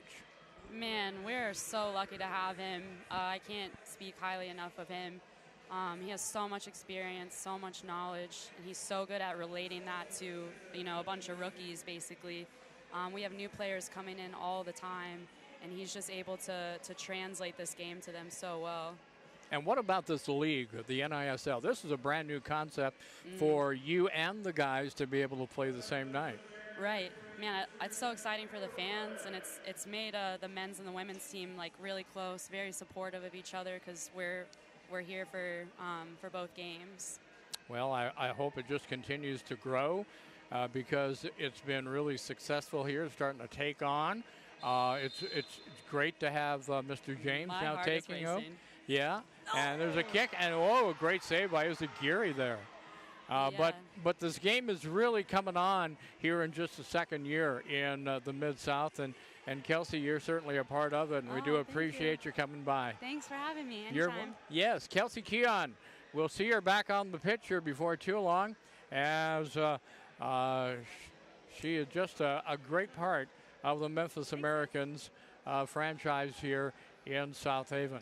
We're back underway with the score now 4-1 in favor of the Americans. Georgievic and the Americans getting it back out to Sliwa at the line. They play it back ahead to midfield as the Americans restart. A boot goes high over the glass, out of play. So what kind of soda were you drinking while you had all this time off to yourself there, Brody Scott? I tell you what, I was taking in some of this incredible, just off-the-wall action. You see a blue card automatically going to the keeper for Tampa Bay Strikers, serving 2 minutes. Memphis on the power play. Corey Adamson with the free penalty kick, getting saved then, and now Memphis on the attack again. Here comes Adamson. Attack zone, kicks it wide, played back out to the line, and back out to Adamson again to restart the attack. Tampa Bay still a man short with that blue card you mentioned. There's a boot out in front, and Galeazzi scores for Memphis to make it 5-1. Americans on top. What you don't want to see coming out of Tampa Bay right now, a little bit of argumentative posture from your goalkeeper to your defenders. That is not what you want to see because Memphis is just positioned beautifully around the box just to pick the pocket and just tap it in. That's the second one tonight. 8.5 to go here in the first half of play. Now 5-1. And Martin Gramatica has called the referee over. He wants to discuss it as well, and that has stopped the clock with 8:23 remaining here in the first half of play, allowing us the opportunity to tell you that specializing in luxury real estate, the Haynes Group can help you find your dream home. When it comes time for you to buy or sell, check them out for all your realty needs. So Tampa Bay now finding themselves in a big hole here in the first half, trailing this one by a score of 5-1. From midfield, play is picked off. Americans come back the other way off of Cordarius Williams into the attack zone. Berg with it there, had it taken away. And he'll see the strikers come back the other way. Quickly along the boards, up with it here is Valverde. And back out in midfield, the strikers restart the attack, dumping it into the corner. Coming back with it here, Memphis. Now to midfield, starting the attack is Ayala. Ayala into the attack zone, into the corner. It'll be played back out to midfield. Castro with it there. Now back out toward the line and dump back to Sliwa, the goalkeeper. 5-1. Americans on top, going to the attack here quickly in the first half of play. Ayala. Ayala back to Sliwa. Sliwa, long boot into the attack zone. And it comes out in front as Aguirre takes it in the penalty box. And he'll come back the other way with a pass. And the strikers will restart their offense coming out of their own zone. Kick back ahead at midfield. Retaken there by Lee, Pablo Lee, along the boards, trying to get past a man. Gets it out in front, deflected, but right to Sliwa. And they quickly start the offense back the other way. And we got a whistle here. Simple takedown. I mean, you know, not too much there, but just enough. It's 2 points in the wrestling world on a takedown, you know. But it won't count for anything here as number 14, Castro, hit the deck there on that one. Sliwa plays it back into the attack zone along the near boards. It's chased down there into the corner. Galizzi met there by a pair of strikers along the boards, trying to get out in front, but had it taken away.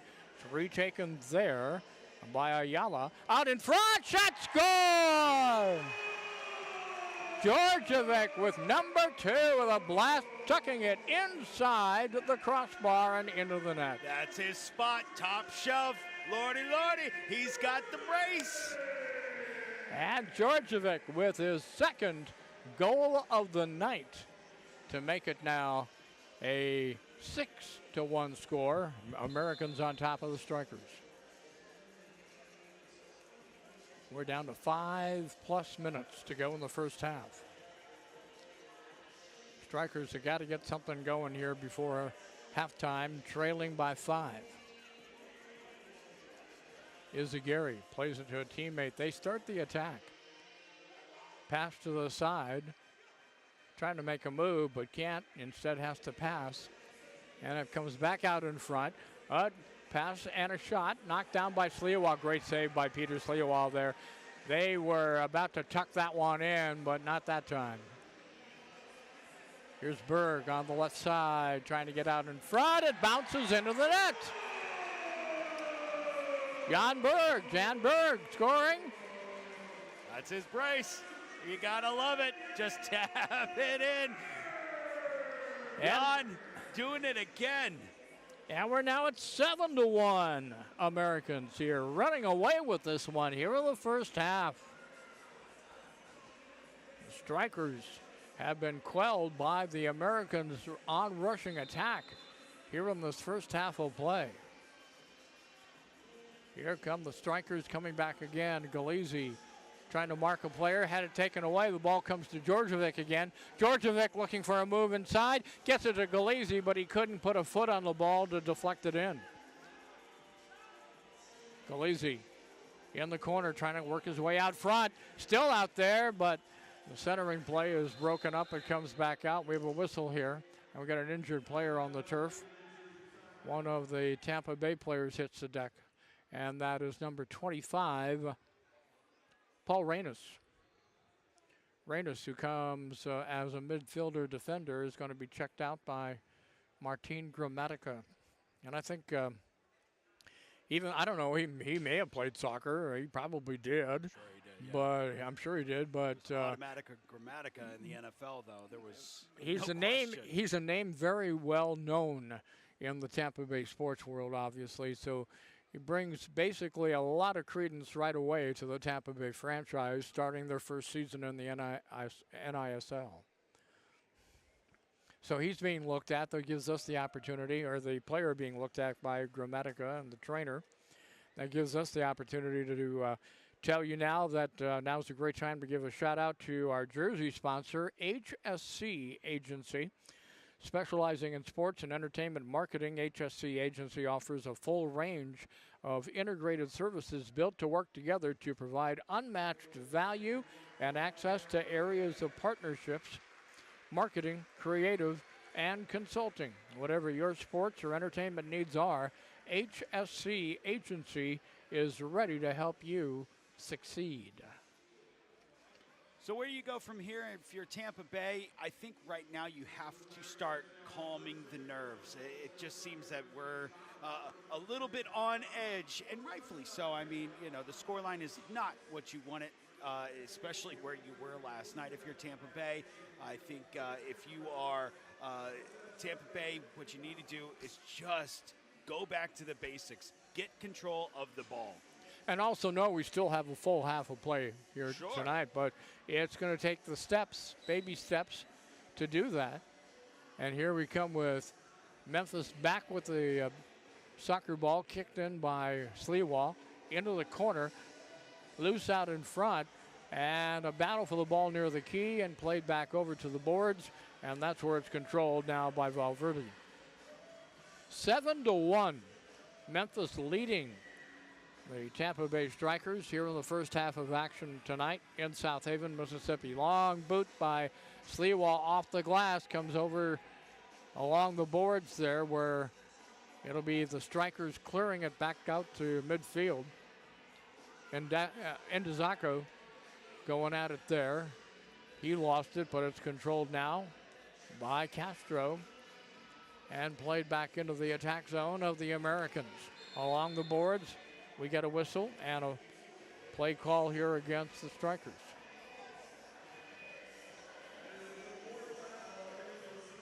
Fourth foul, I hear, against Tampa Bay there. Remember, at 8, then they lose a player for a couple of minutes.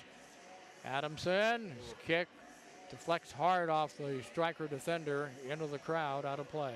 This is about where Corey Adamson put his first goal in the top shelf. So we'll see if he decides, let me try this myself, or let's get somebody else involved. He'll restart again along the boards. Here's a boot, comes off the glass, over to the boards, and it's cleared into the crowd once again. Restart here for the Strikers this time. Along the boards, Tampa Bay will kick it ahead. And they restart the offense, trying to get back in this one, down a bunch. Berg has it here. Now out to Adamson, to Sliwa. Now back over along the board. Sliwa will play it ahead. Here comes the attacker into the attack zone. Played out in front, shot blocked away. Strikers come back the other way quickly. Chased down there, played ahead to the line, and it'll be dumped back out at midfield where it's controlled now by Jonathan Jimenez. Jimenez and the Strikers down a bunch, half dozen, 7-1 here in the first half.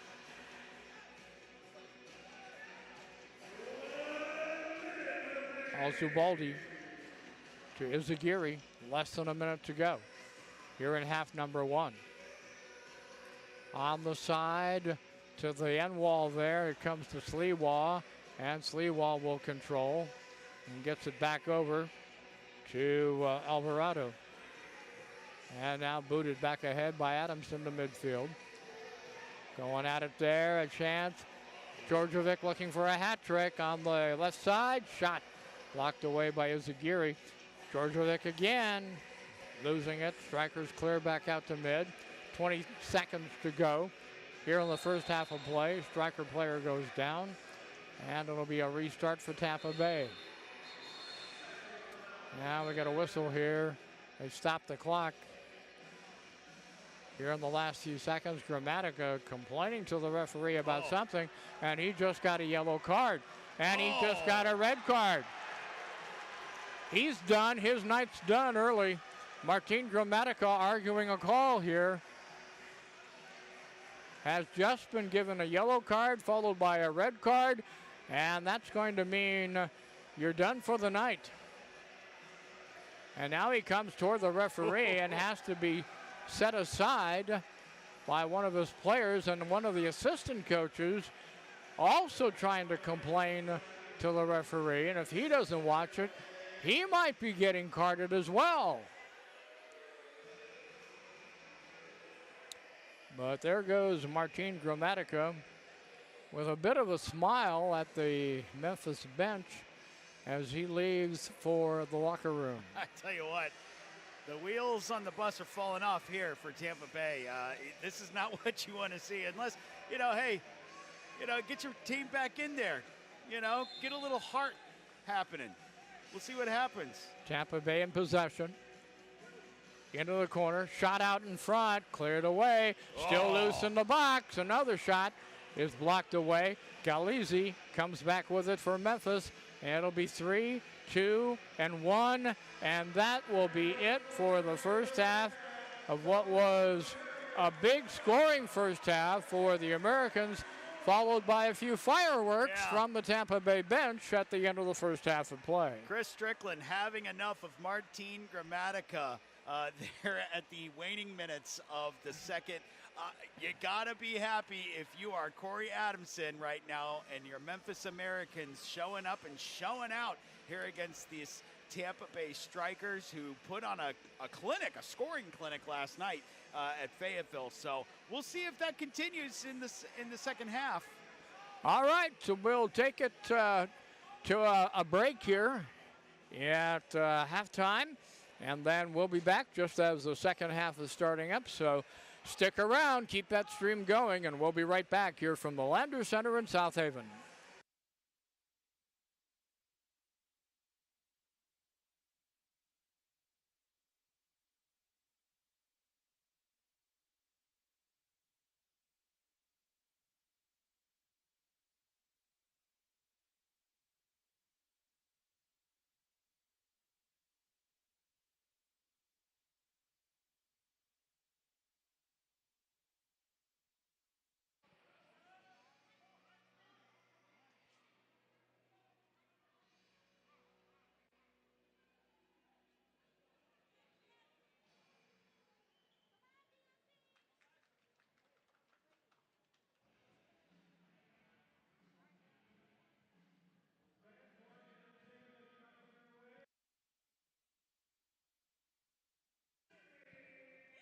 All right, ladies and gentlemen, please welcome back to the field the DeSoto FC 2010 boys team for some more soccer action.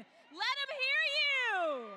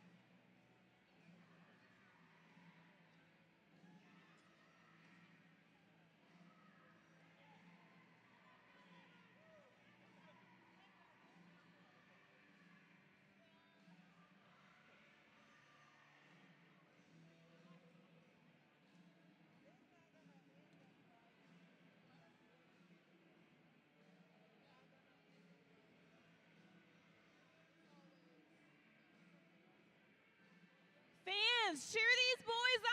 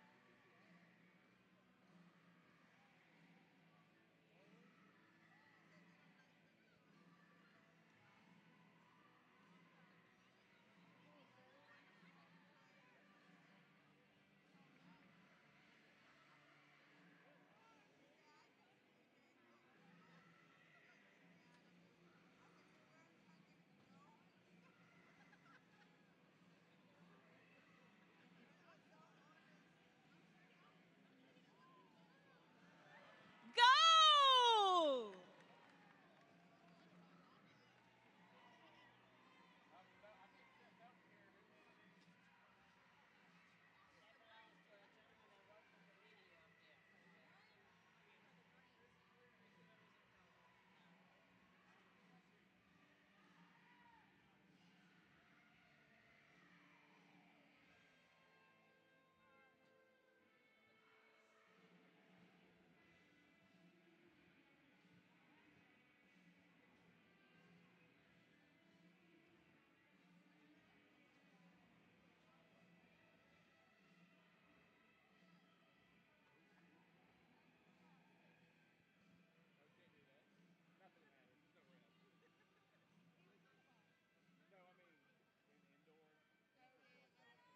Fans, they can't hear you.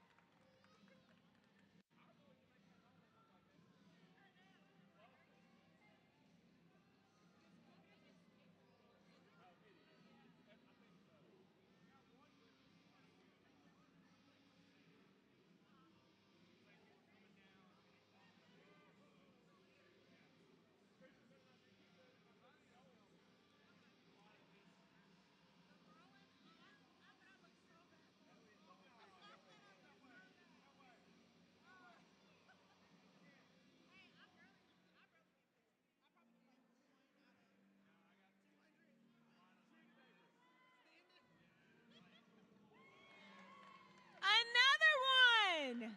The score is 2-0.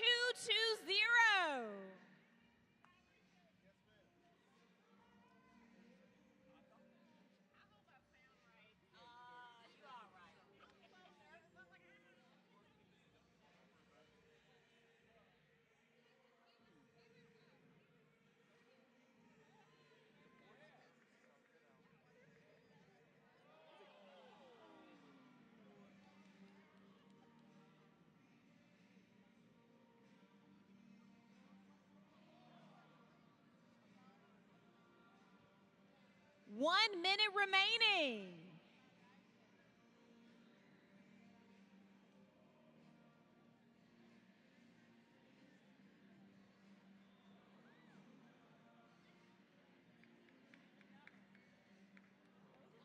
Another one.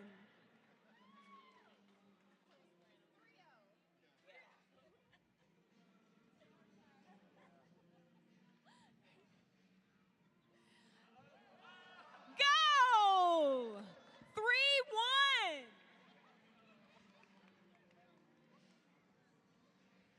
20 seconds left.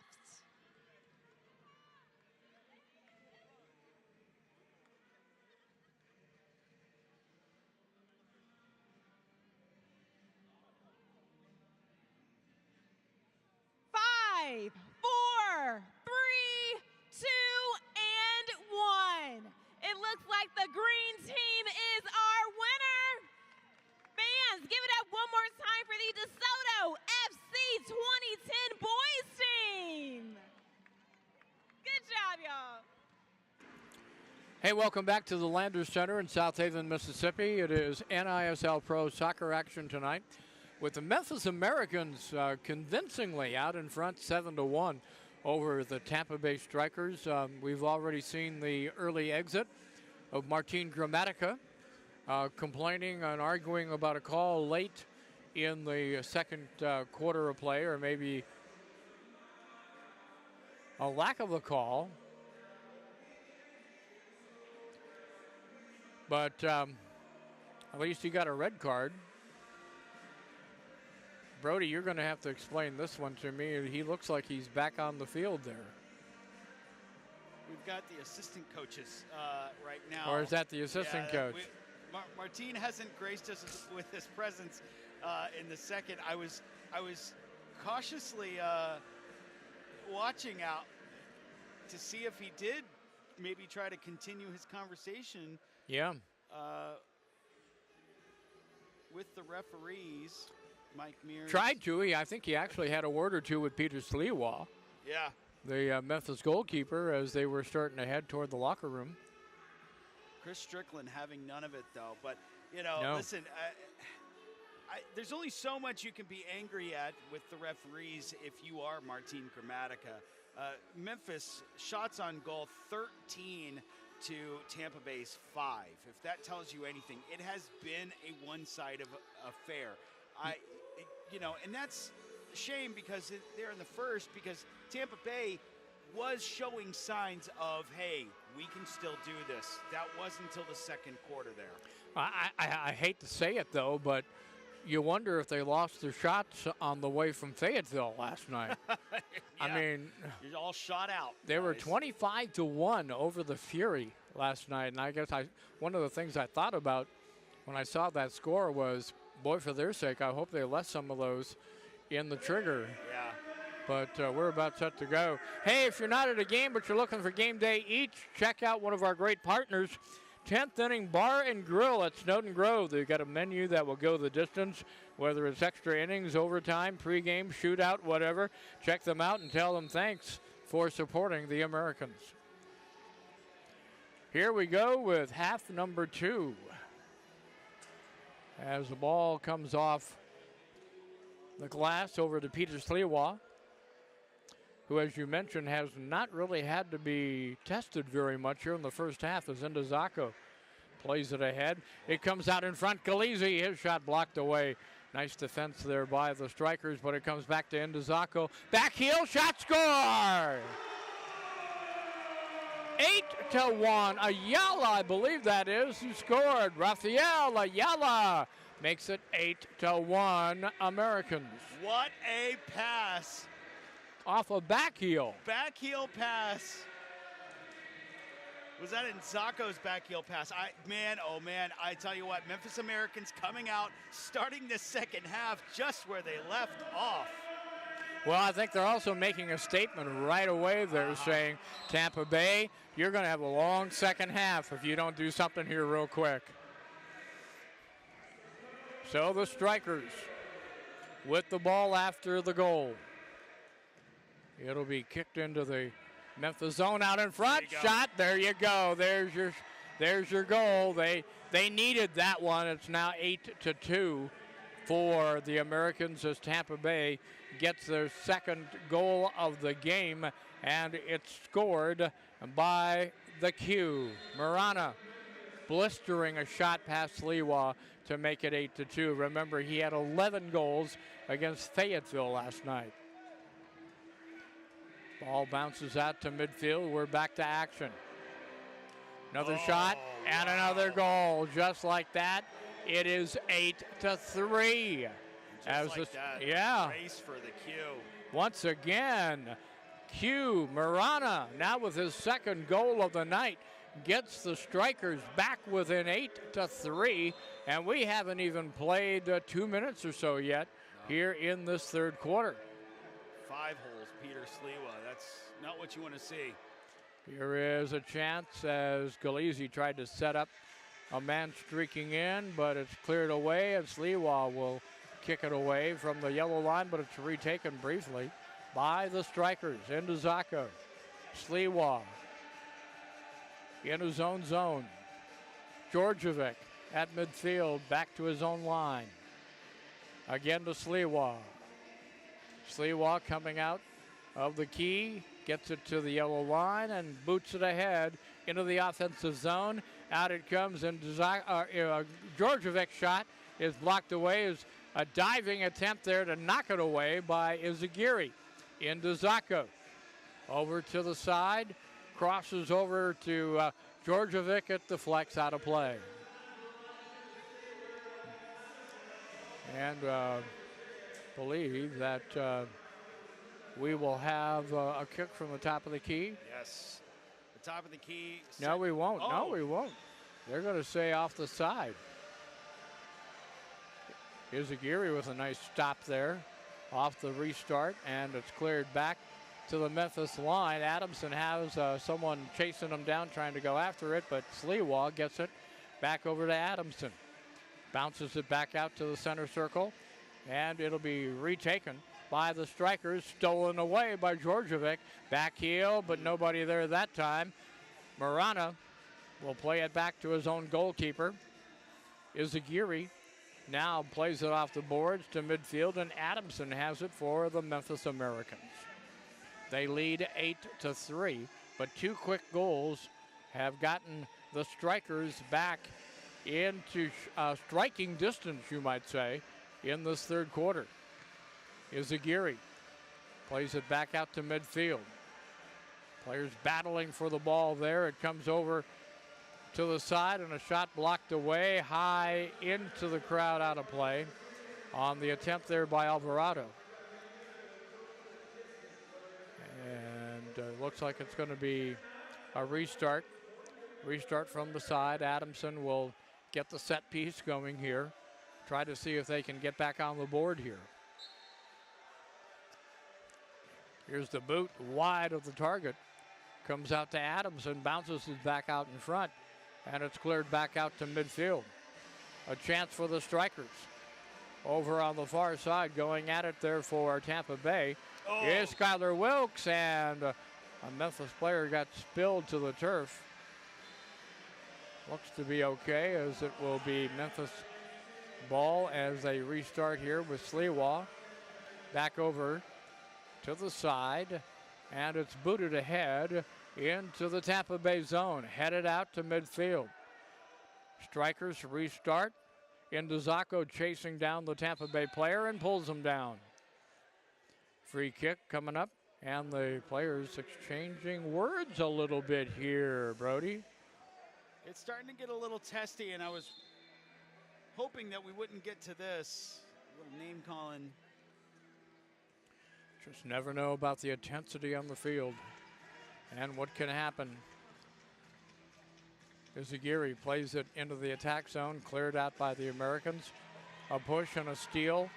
Left side shot. Kicked away there by Sliwa on the opportunity for Nico Miola. Lee out in front. Gets it back out in front. He can't pull the trigger, and Sliwa is there to slam the door. Nice save to smother that ball. Georgievic, Adamson, off Georgievic, taken away. He gets it back. Georgievic starts on the attack here, into the attack zone. Berg, shot saved, loose ball, and it will be deflected in for a goal.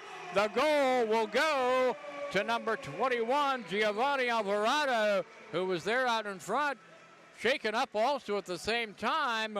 But he will get the goal to make it now 9-3 for the Memphis Americans. Yeah, I see that. There's a little extracurricular going on by both sides. The late slide in by the keeper, that's his second little tussle there. And now we're getting. Now we got the assistant coach of Tampa Bay back on the turf again. Remember, Martin Gramatica was tossed out at the end of the first half after a red card.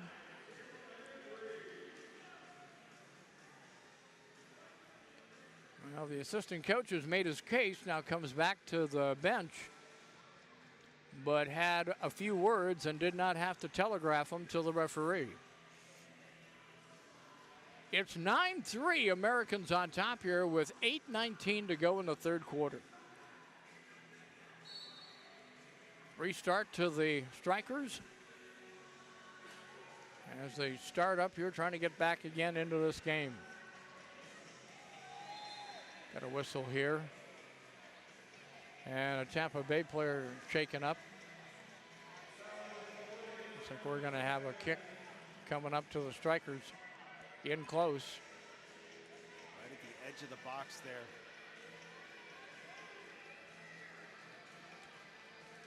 Pablo Lee will take it. Plays it back. Whoa. Big boom off there, and it comes out of play. Off Galizzi, almost to the second deck here at the Landers Center. Bob, it's a good thing you're calling this game because I think a hockey game is going to break out here any minute now. For our Tampa Bay friends who just joined us here, I did a few years of minor league hockey here in the same building a long time ago. On the near side. And I still think you're actually playing on ice that was left over by St. Patrick's Day. Some of the brew that was left over from the party. Sliwa at his penalty box. Boots it long downfield to Galizzi. Galizzi back out at midfield. Over to the near side to Ferreira. Trying to play it out in front, but it's cleared over to the corner.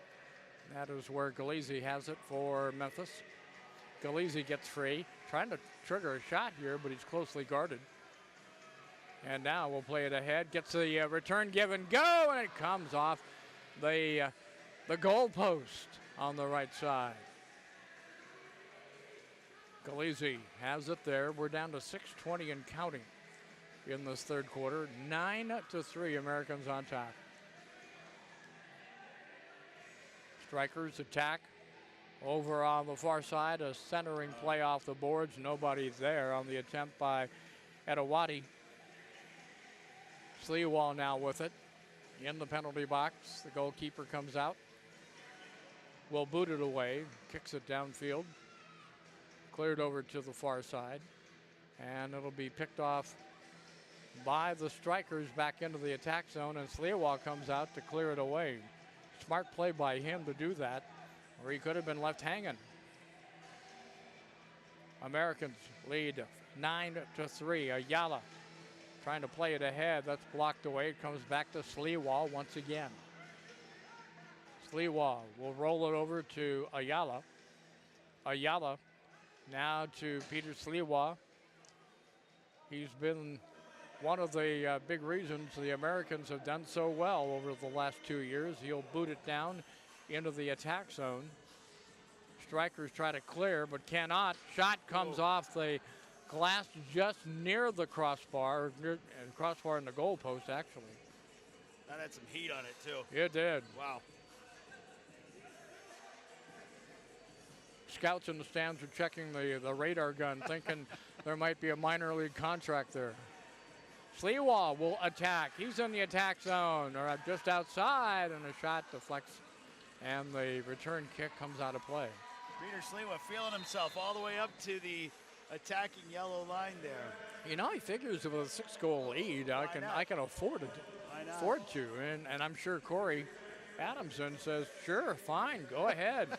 He's got the green light. Why not? Hey, our partners at Hills Brothers Professional Cleaning Services work to provide clients with a personalized janitorial and professional cleaning experience. This local family-run business can help with all of your commercial and residential cleaning needs throughout Memphis and the tri-state area. So give them a call or check out their services at hillbrosclean.com, HILLBROSCLEAN.clean.com. You will be clean, I tell you what. You will be clean. I'm sure the Memphis Americans want a clean sheet here, but Q, keeping the Tampa Bay Strikers at least a little hope, the glimmer of hope And if you are Tampa Bay, I think you got to feed him at this point. What an acquisition for Tampa Bay, picking up Q, just the scoring machine that is, but just hasn't had any opportunity other than his brace that he's got to put anything in the back of the net. He's had the last 2 goals for the Strikers, and they came very quickly in the quarter. But Memphis has answered and has a 9-3 lead as the Zagiri set to restart. Long heave downfield, and it comes right back into the attack zone of the Americans, and it's loose. Zagiri's out of play, out of position, but the defense able to cover up and get it out of play. That's the risk you run with playing out of your box like that if you're a keeper. One foul step, and it could spell disaster. And it's going to be a kick from the top of the key once again. 3-man wall set up for the Strikers. Corey Adamson will trigger from here. And he tries to attack the wall, but it's cleared away to the far side. Galizzi will play it back to his goalkeeper. Sliwa here for the Americans. Playing it ahead. Oh, wow. Player got spilled, tripped up. Castro feeling it a little bit as Nico Miola got the foot out where it shouldn't have been. Free kick, Memphis. Adamson booted out by the Strikers. Back along the boards and cleared back over to Sliwa to Adamson. Adamson with the 9-3 lead. Long boot into the attack zone, and it bounced off the end wall out in front and then cleared back out to midfield. Whoa. Very physical play now. I think we'll see that here the rest of the way as the Americans restart the attack. Out in front, shot off the end boards, comes all the way back out to midfield. Marana lost it, retaken by Adamson. Long boot and an opportunity for Galizzi, but he couldn't get to it in time. Now he has it again, but is in a battle in the corner, and a whistle. 2:23 and counting here in the third quarter. Retaken, the restart to Tampa Bay. Long boot downfield where Sliwa will have it for the Americans. Sliwa playing, he's the goalkeeper, and he's out along the boards. Galizzi with a boot and goal! Galizzi makes it double digits at 10-3 with a great blast into the left side of the net for the Americans. What a shot, what a finish. Galizzi, I think that's his second of the night. That would be a brace for the one, Max Galizzi. He joins a trio. He joins Berg and Georgievic, who have also scored along with Adamson. Galizzi got the 5th goal of the game, the 5th Memphis Americans goal. Oh, he's 5 and 10, there you go. At the end of that play there, Chris Strickland saying enough is enough is enough, and Ferreira is now in the penalty box. Thinking about his attitude. Bernardo Ferreira. Yeah. Yep. Is in the box for the Americans. There was also an admonition by the referee toward the Tampa Bay bench at the same time. It is 10-3, Memphis Americans leading here with 1:48 to go in the third quarter. Waiting for the restart here by the Strikers.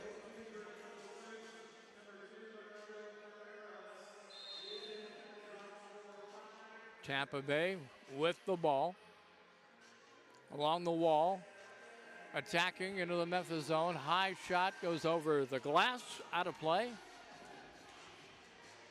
Sliwa and the Americans will get the ball back here with now a minute and a half to go. Their strikers are on a power play. Minute 37 to go in the power play. Adamson plays it over to the side. Battle for the ball over there. And it's retaken by Memphis in their own zone. Sliwa with the ball. Starts the attack from his own yellow line. Long boot into the attack zone. And it comes to Izagiri. He'll roll it over to the side. Strikers starting back here. Less than a minute to go in the third quarter of play. Out in front. Chance there's blocked away, but play continues. But there's an injured Memphis Americans player on the turf. It looked like he got a foot in the face. Yeah, that was a high challenge there by Tampa Bay. Just a little clarification, that was a 5-minute major assessed to Ferrero, so it won't technically be a, whoa, boy, as we see that replay. Castro, yeah. Samuel Castro got the foot up in the head area. Well, we have 53 seconds in the power play.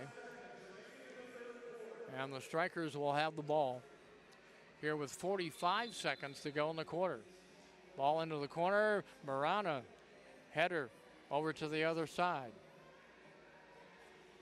Strikers trying to get clear. Here's a shot blocked out in front. It comes out to midfield once again for Alzubaldi. Dump back into the Memphis zone. Here with now 20 seconds remaining in the third quarter. Out in front it comes, and it'll be the Americans coming away with it.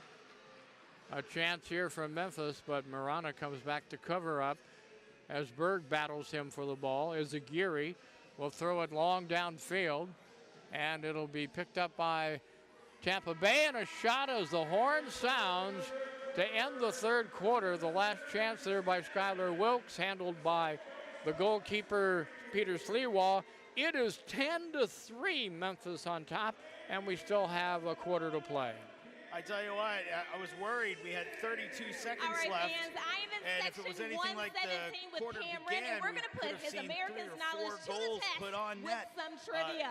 Now, Didn't Cameron, see if you that. answer Instead, correctly, we you're saw going little home elbows with 2 in the tickets back and a lot to the more next pushing and game on shoving. April 15th It'll be interesting and what an happens official here in Americans the Rallies fourth. house. Well, Are you ready? GoPro restoration tip of the game. I Tip love number it. 1. All right, here is When your preparing question. for a storm Which like we player had on the last night Americans in the women's region, team played on Team Elliott build in an the Grizzlies emergency Hoops kit for St. storm Jude season. this week? Make sure it Is contains A, water, Kristen non-perishable Sparks, food, B, first Cheyenne aid Smith, supplies, C, batteries, Bailey a Tadlock, flashlight, or D, lantern, Elizabeth Vega? prescription drugs, and copies of important documents.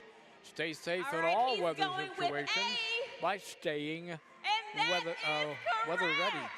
Kristen There was was a one time, of you 2 know, females to compete in the there was annual this thing game called representing Y2K. the Americans. Congratulations. Remember that? Enjoy your official And Americans Rallies house. we actually Give had it up for jugs of water in the Cameron. corner of our house for a Y2K. Yeah, we were. I think they fermented over time.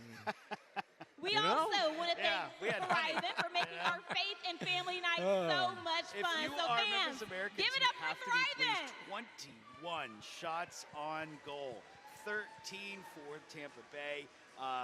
You know, and you know, right at or just under half of those finding the back of the net for the Memphis Americans.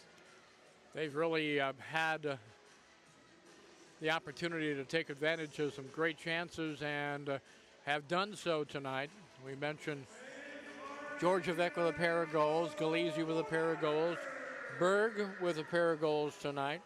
That takes care of 6 of the 10 right there. Yeah, everybody is sitting on a brace, and I'm sure now the chatter, at least for the Memphis Americans, is who's getting the hat trick. Exactly. We have 3 opportunities as we start the fourth quarter. Sliwa being challenged there at the box. Gets it over to Adamson on the far side. Oh. He lost it and then is dropped to the field there. And we've got a whistle. Foul called on the strikers. foul number 7 on the Strikers here tonight. One more means 2 minutes in the box. Berg has it off the restart. Back out to Indizako. Adamson lost it there. Controlled by the Strikers, and that player is dropped to the field. Diego Gonzalez. Restart coming up. The kick comes over to the side here for Jimenez. Jimenez back out to Izagiri. Izagiri back over to the other side as the Strikers try to organize again. Ball into the attack zone. A challenge there for Corey Adamson. Tampa Bay player fell to the floor, and Adamson's going to be called. He's not happy about it, but there's a Tampa Bay player who has to be attended to. Trainer and the Tampa Bay assistant coach checking out the injured player on the far side. Here in the fourth quarter, 10-3, Memphis on top. I was afraid of this. Corey getting the card here, going to serve 2 minutes in the box for the hard foul. It was a hard foul, no doubt. But now we got the assistant coaches for Tampa Bay. I tell you what, this is not what you want to see out of Tampa Bay. Your coaches just need to figure out maybe a breathing technique or something to calm themselves. They're still attending to the injured player. GoPro restoration tip of the game number 2, leaving home for an extended period of time. Turn off your water main so that you don't come home to a flooded house. Find us online or follow us on social media for more weather safety tips. I should have known this at Christmas time. Yeah. You know, with the cold weather we had here in the Mid-South, where was I? On vacation in Minnesota. Yeah.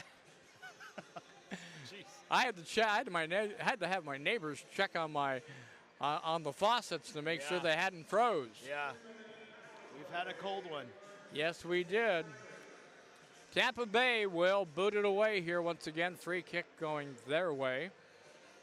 Here in the fourth quarter, trailing 10-3. Out front it comes. Wilkes on the right side, out to the point. There for Abzubali. Excuse me on that one. Wasn't ready for it. Here's a pass and a shot off the end wall and cleared back out. Another shot banged off the end wall once again. I almost think that's what you got to do if you're Tampa Bay. You get a chance to shoot, just bang it hard and hope for something. They're on the power play. Got players in the box.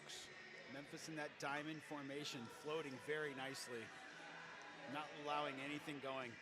Indizako got it to midfield, but no further. As Alzabaldi has it again. Played out in front. Oh, deflection attempt just wide. There for the Strikers. Great opportunity there. Alzabaldi trying to screenshot. That's blocked away, and it's cleared away over the glass out of play. Yeah, I would say that's about row 13, 14, you know. About midway up. Yeah, not bad, not bad. Good opportunity there. Great power play kill so far from the Memphis Americans. That diamond formation just floating there. Peter Sliwa kind of directing traffic as it goes along, and now he can kind of kill a little bit more time by a large throw that he's going to put on. Sliwa, long throw to midfield. Headed ahead looking for Galizzi. Coming back with it here is Marana, who then gave a bump to a Memphis player. And it'll be a restart for Tampa Bay. Strikers down by a touchdown and an extra point. Into Zacco. Along the boards, gets it out to midfield. Galizzi. Nice. Galizzi being hassled there, and a foul finally called against Daniel Shaw. That'll be 8. You're right, and that'll mean a man short. That also would even things up, I think, to 4-on-4. At least for a while. It'll be interesting, though. Peter Sliwa not, afraid to come out, put on almost an extra attacker at least to midfield. Tampa Bay player going in the box is number 9, Daniel Shaw. Shaw will get 2 minutes in the box. And we are going to be playing four forwards against 4.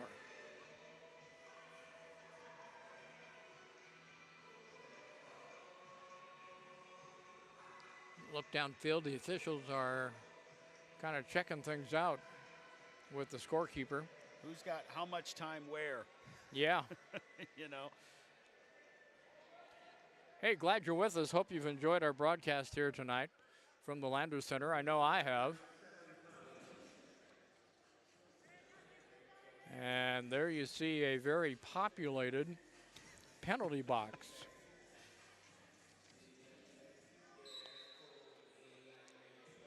Memphis in possession as we're back to soccer. And sure enough, there's Peter Sleewall deciding he wants to score a goal tonight. So he'll play it ahead. Galizzi on the side tried to get it into the attack zone. Indizako has it, being pushed around a little bit as the Americans now get a man back on the field. And they'll have the power play as they're 5-on-4.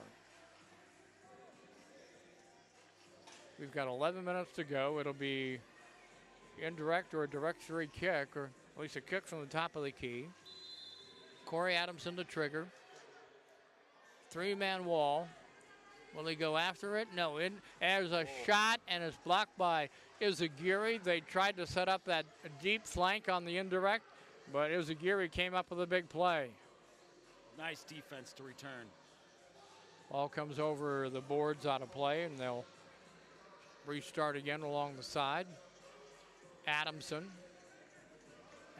brings it up. He, of course, has had a busy night, being both the men's and the women's coach here for the Memphis Americans. Saw his women win here tonight. And a shot knocked away by Izagiri on a great save. Diving attempt there up high. Adamson gets it again on the right side. Cross field, deflects in on net. And Izagiri has to come up with a play. 10 minutes to go. Long pass downfield. Retaken by the Americans. Izagiri.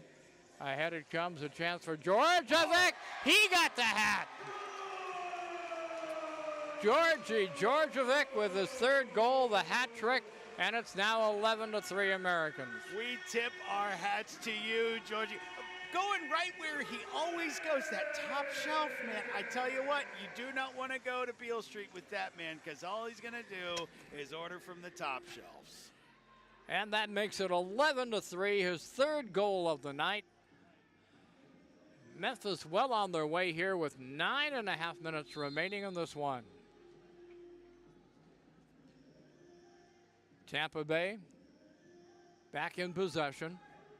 A long boot in the attack zone. A chance there, but it's cleared away at the last moment by the Americans' defense. Berg along the boards, playing it ahead. Gets it over to Georgievic. He had it taken away. Tampa Bay player injured, shaken up on the action is Miola. And now we got a whistle here. Miola might have got a boot in the face again. And he comes off. He's walking off, but trainer will have to check him out over on the bench on the far side. So we get the restart here. Tampa Bay in possession. Izagiri playing it ahead, now to the wing. And they play it ahead in the attack zone. Played out in front, and it comes over to the corner boards. Back out in front, cleared away by the Americans. Tampa Bay will retake. Izagiri will have it from his own line. Lost it there. It's cleared away. Here come the Americans. Back again. Georgievic will boot it wide to the corner, and the Strikers come away with it. Strikers now on the right side to the attack zone. With it there is Daniel Shaw, and he lost it. Now trying to get it back again, has it. Shaw over to the side, trying to get something set up here. But a couple of defenders for Memphis able to stop the attempt and get it back out. Here's a shot that goes over the glass, out of play, taken there by Alzobaldi. 7:47 left in this one. Americans on their way to an 11-3 lead right now. A steal and a shot is Sliwa with a big save. There for the Americans on a big attempt for Tampa Bay. Out in front it comes, shot, score! Coming through to get back on the board is Josh Valverde, the Tampa, Florida native. Nets one to make it now 11-4. Yeah, almost sloppy play out of the Americans' defense, and I hope that we're not starting to jaw too much and leaving the soccer kind of on the wayside. 11-4 is the score, and at this late time in the game, just get it over with, I guess is kind of what I'm thinking. Go clock, go. Indazaka, Sliwa, Galizzi. Galizzi comes down the side at midfield. Plays it ahead. Ayala shot. Nice glove save there for Izagiri. They quickly come back the other way. And a whistle here, a little push. Galizzi, and now another push there as Wilkes thought he was roughed around.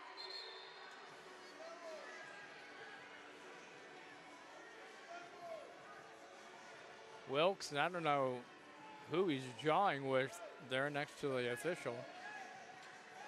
Ayala, looks like. We got a penalty here with Galizzi going in the box from Memphis. Yeah, Galizzi's going to serve some time, 2 minutes.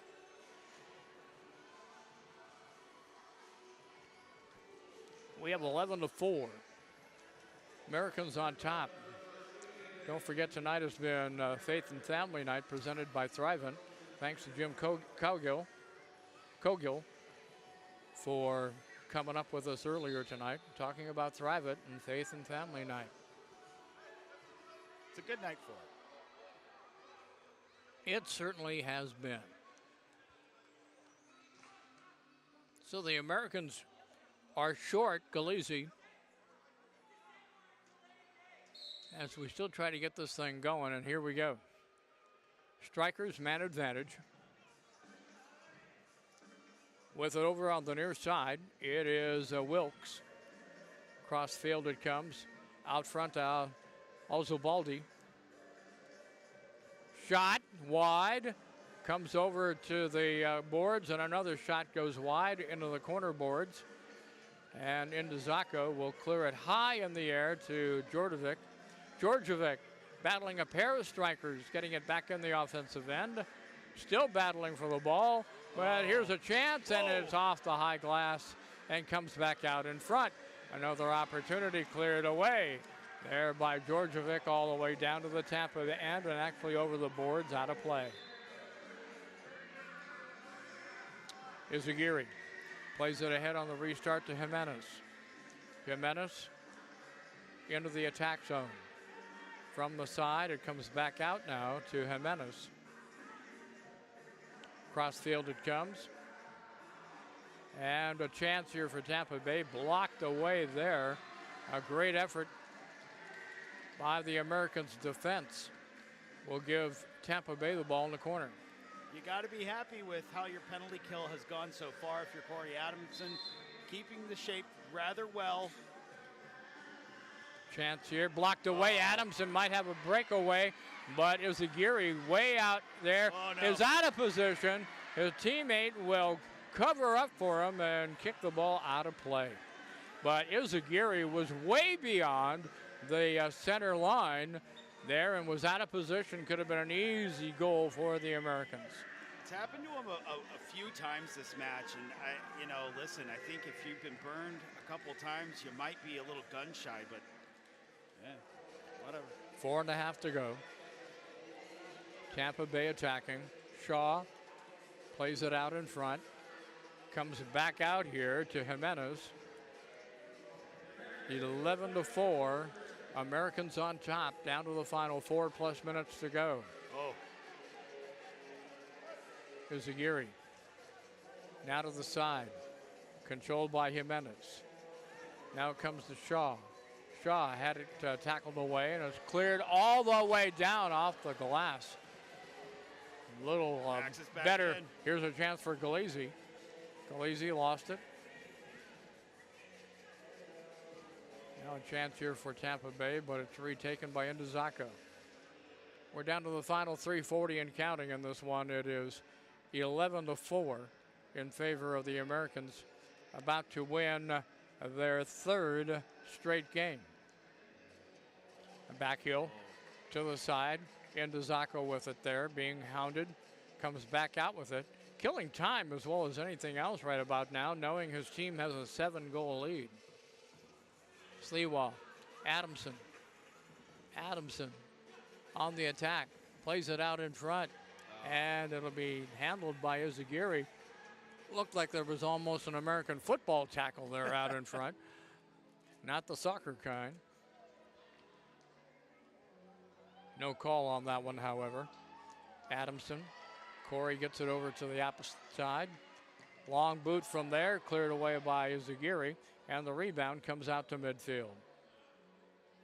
2:45 and counting. Don't worry, honey, I'll be home, but late for dinner tonight. Sliwa has it over to the near side for Memphis number 21, Alvarado. Sliwa ahead, comes through. Ball goes high in the air and comes over toward the corner boards. It'll be cleared out of play. And we'll get an opportunity here coming up with now 2:15 and counting in this one. So Memphis very impressive tonight here against the Strikers. Yes, I think you've got to be thoroughly pleased right now with how you've come out after being off for a month. Ferreira will start it up and fakes, gives it to Adamson. His shot comes off the glass and rebounds over the boards out of play. That's the weird thing about the schedule. They have not played in an entire month. Their first game back after that break. Here come the Strikers into the attack zone. Trailing by a bunch. Loose ball comes over to the far side, and Memphis comes up with it, but we have a whistle. He's getting him on the extension of the arm, Bob, and that's, it's plagued them all game. It's amassed how many fouls for the Americans.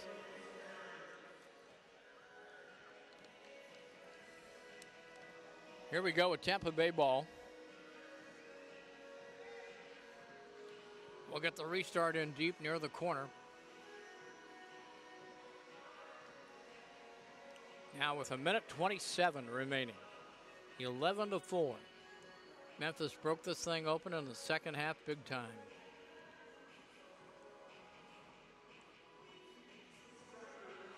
Waiting for the restart. We're going to have a penalty. We have a player in the box from Memphis. I think it's another accumulation. And it's Williams in the box now for Memphis.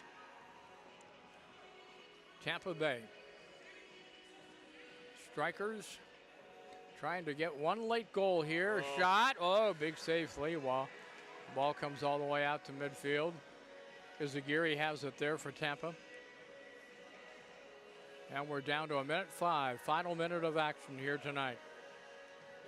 Centering play comes back out to the near side. Strikers retake. Played over to the boards. Back out in front. Chance here. Shot blocked away out in front. Shot taken by not Rothfuss, but Pablo Lee, I should say. 37 seconds and counting. Lee has it on the right side. He'll quickly come in, puts it in the box. It's cleared away by Indizako, but kept in by the Strikers. Shot blocked away, comes back out toward midfield. Indizako steals the ball, comes out with it. He's got 19 seconds to do something with it. 2-on-1. Over to Galizzi. Galizzi, a shot blocked away as Izagiri. Back out it comes here to the strikers. 9 seconds remaining. A chance for Pablo Lee. Pass to the left side, and a shot cleared away by Sliwa. But that'll be it. Yeah. 1 second to go. Got to play the second. Haven't yet figured out how to score 7 goals in 1 second, however. And the Americans about ready to wrap this one up as the shot goes wide. And that's your game. This one is history with the final score. Your Memphis Americans 11 and the Tampa Bay Strikers 4. Memphis with the win will go now to 4-2-0. They have won 3 in a row.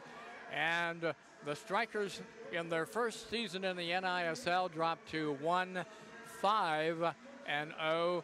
And they lose after their big win over Fayetteville last night. But they'll get a chance for a bit of revenge tomorrow afternoon here at 2 o'clock. Yeah, it'll be interesting what kind of attitudes come out of the locker rooms for tomorrow's match. This one got chippy rather quickly. It's still chippy here in the walk-offs. So it'll be really interesting what happens on Sunday.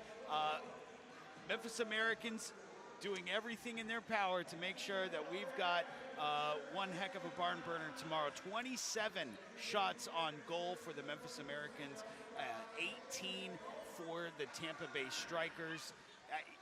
And if you're Martin Gramatica, how do you come out? You know, do you come out with guns a-blazing, or what do you do here? That's right. For your best choice in pest control, call James Management, 367-2007. Worth to come out here as the Americans, however, claim a big victory tonight by a final score of 11-4. For your best choice in pest Jordy control, call Djurkovic James with a hat Pest trick. Management, A couple other players with 2 goal 367-2007. nights tonight. Just a lot of offense and a great effort there by Peter Sliwa at the goal line as well. Yeah. So that'll do it. Hey, this has been fun. Yeah, thanks, Bob. We almost saw a hockey game break out, so you're right at home. But Brody, great job helping me out here tonight. Really do appreciate it. The A team comes back tomorrow. Killer B team, though. I'm telling you, I think we got something. We could be A1 or A2. I don't know by the time it's all over. Right. But that's it. Hey, fans, thanks for joining us here this evening. Hope you enjoyed it. Remember, if you're in the area, come on back tomorrow at 2 o'clock for more Memphis American Tampa Bay soccer.